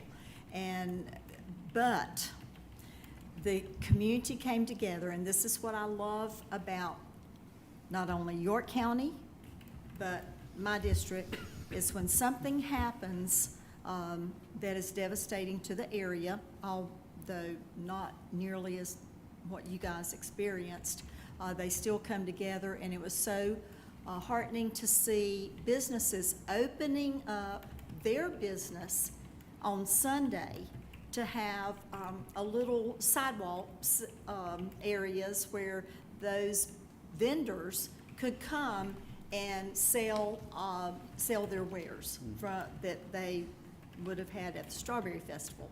So it was just very heartening to see the community come together. And let me tell you, the communities in my district that are coming together right now would make your heart swell, because they love where they live, and they are determined to keep it a beautiful, community-oriented area. And I'm very, very proud of them. Thank you. Well, let's see, I'd like to say that we need to remember the families of the officers that lost their life. Commend Josh and all for flying our flags at half-staff. And Bumpit was actually the northwest south. 'cause it started over in Newport. It jumped over across Osteen Road, come through on us. We lost, well, my cousin lost a lot, but we lost one hay shed, some big trees. Then it jumped over there to you and Chrissy. And there are some pictures of funnel clouds if anybody wants to see them. But anyway, thank you. I think they're called something else. What did they tell us they were called, Bump? Like a Spiro something? Microburst. I don't know. But there are funnel clouds. So I'll just echo a couple of things. I'm very thankful. It's amazing what can happen between one council meeting to the next. This storm really has devastated a very narrow portion of our county, and it always amazes me. Some folks still weren't aware. What do you mean? What happened? So it has really targeted a specific area of our county, and I want to say thank you to Josh. I mean, you haven't been here even a month yet, and to come in and to work with our emergency management and to come up with a plan, and then for us to have a public meeting, I think that was critically important. For us to get a letter out to our delegation asking them to do I mean, their budget is about to close. For us to be able to get a letter out to them and say, hey, we're not sure if there's going to be qualification for FEMA, SBA, or any of these others, but we need for you to look out for these citizens and make sure that whatever has happened in other areas, that you treat this community the same. And I will say this to you, our delegation has been very responsive. Everything that we have sent a letter out to asking them for with SCDOT to help with the pickup of, and to come out twice. I think they're going to have done that before 2 weeks is out to pick up the road debris.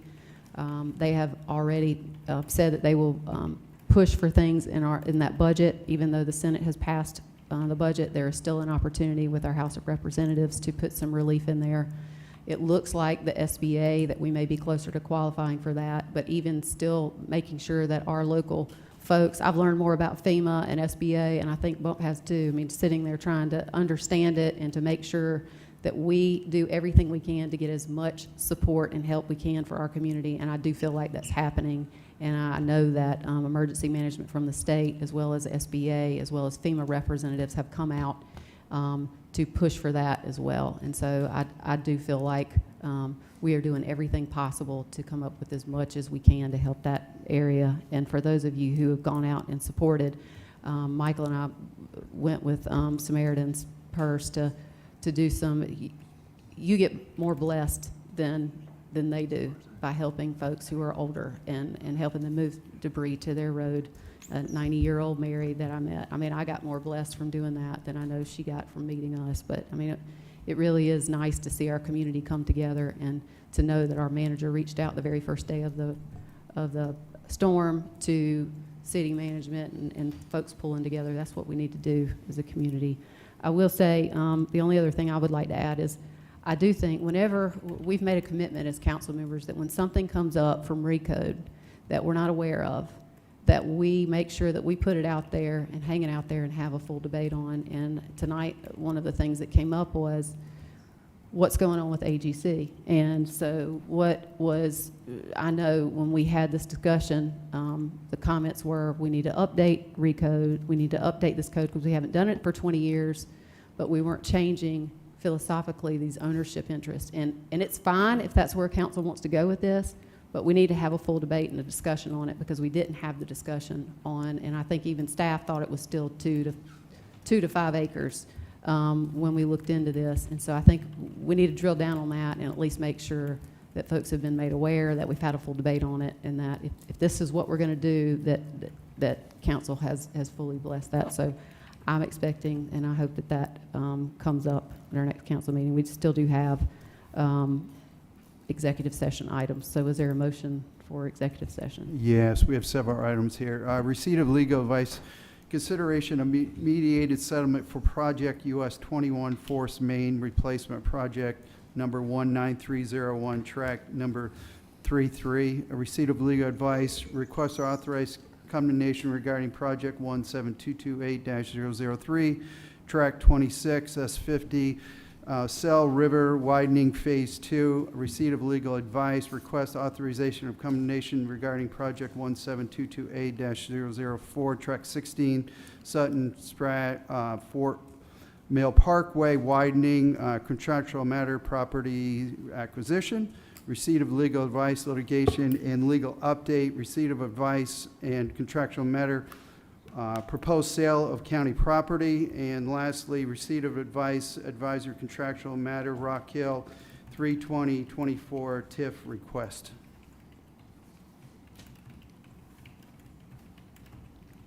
Second. Motion and a second. Any discussion? All in favor say aye. Aye. Any opposed? Hearing none, we'll move straight into executive session.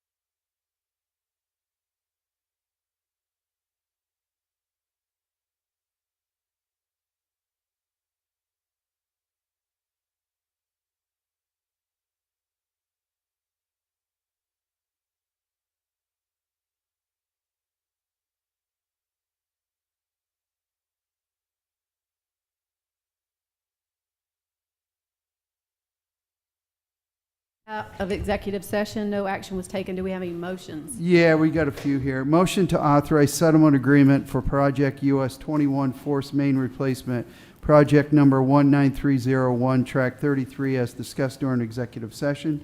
The next motion to authorize. Wait, let's stop with that one. We get a second? Sorry. Second. Motion and a second. Any discussion? All those in favor say aye. Aye. Any opposed? Hearing none, motion carries. All right, second one, motion to authorize condemnation regarding project 17228-003, project S50, Celanese widening Phase 2, track 26, as discussed in executive session. Second. Motion and a second. Any discussion? All in favor say aye. Aye. Any opposed? Hearing none, motion carries. Okay, motion to authorize condemnation regarding project number 17228-004, project Sutton Spratt, Fort Mill Parkway widening track 16, as discussed in executive session. Second. Motion and second. Any discussion? All those in favor say aye. Aye. Any opposed? Hearing none, motion carries. Motion to reject the notice change to the Third Amendment of the intergovernmental agreement between the City of Rock Hill and with York County regarding the consolidated redevelopment project area, the TIF district, as contained in the March 20th, 2024 letter delivered to David Husband, and to direct management to issue a letter to the city communicating council's action. Second, and that is to reject. Motion and a second. Any other discussion? All in favor say aye. Aye. Any opposed? Hearing none, motion carries. Motion to adjourn. All in favor say aye. Aye. We are adjourned. All right.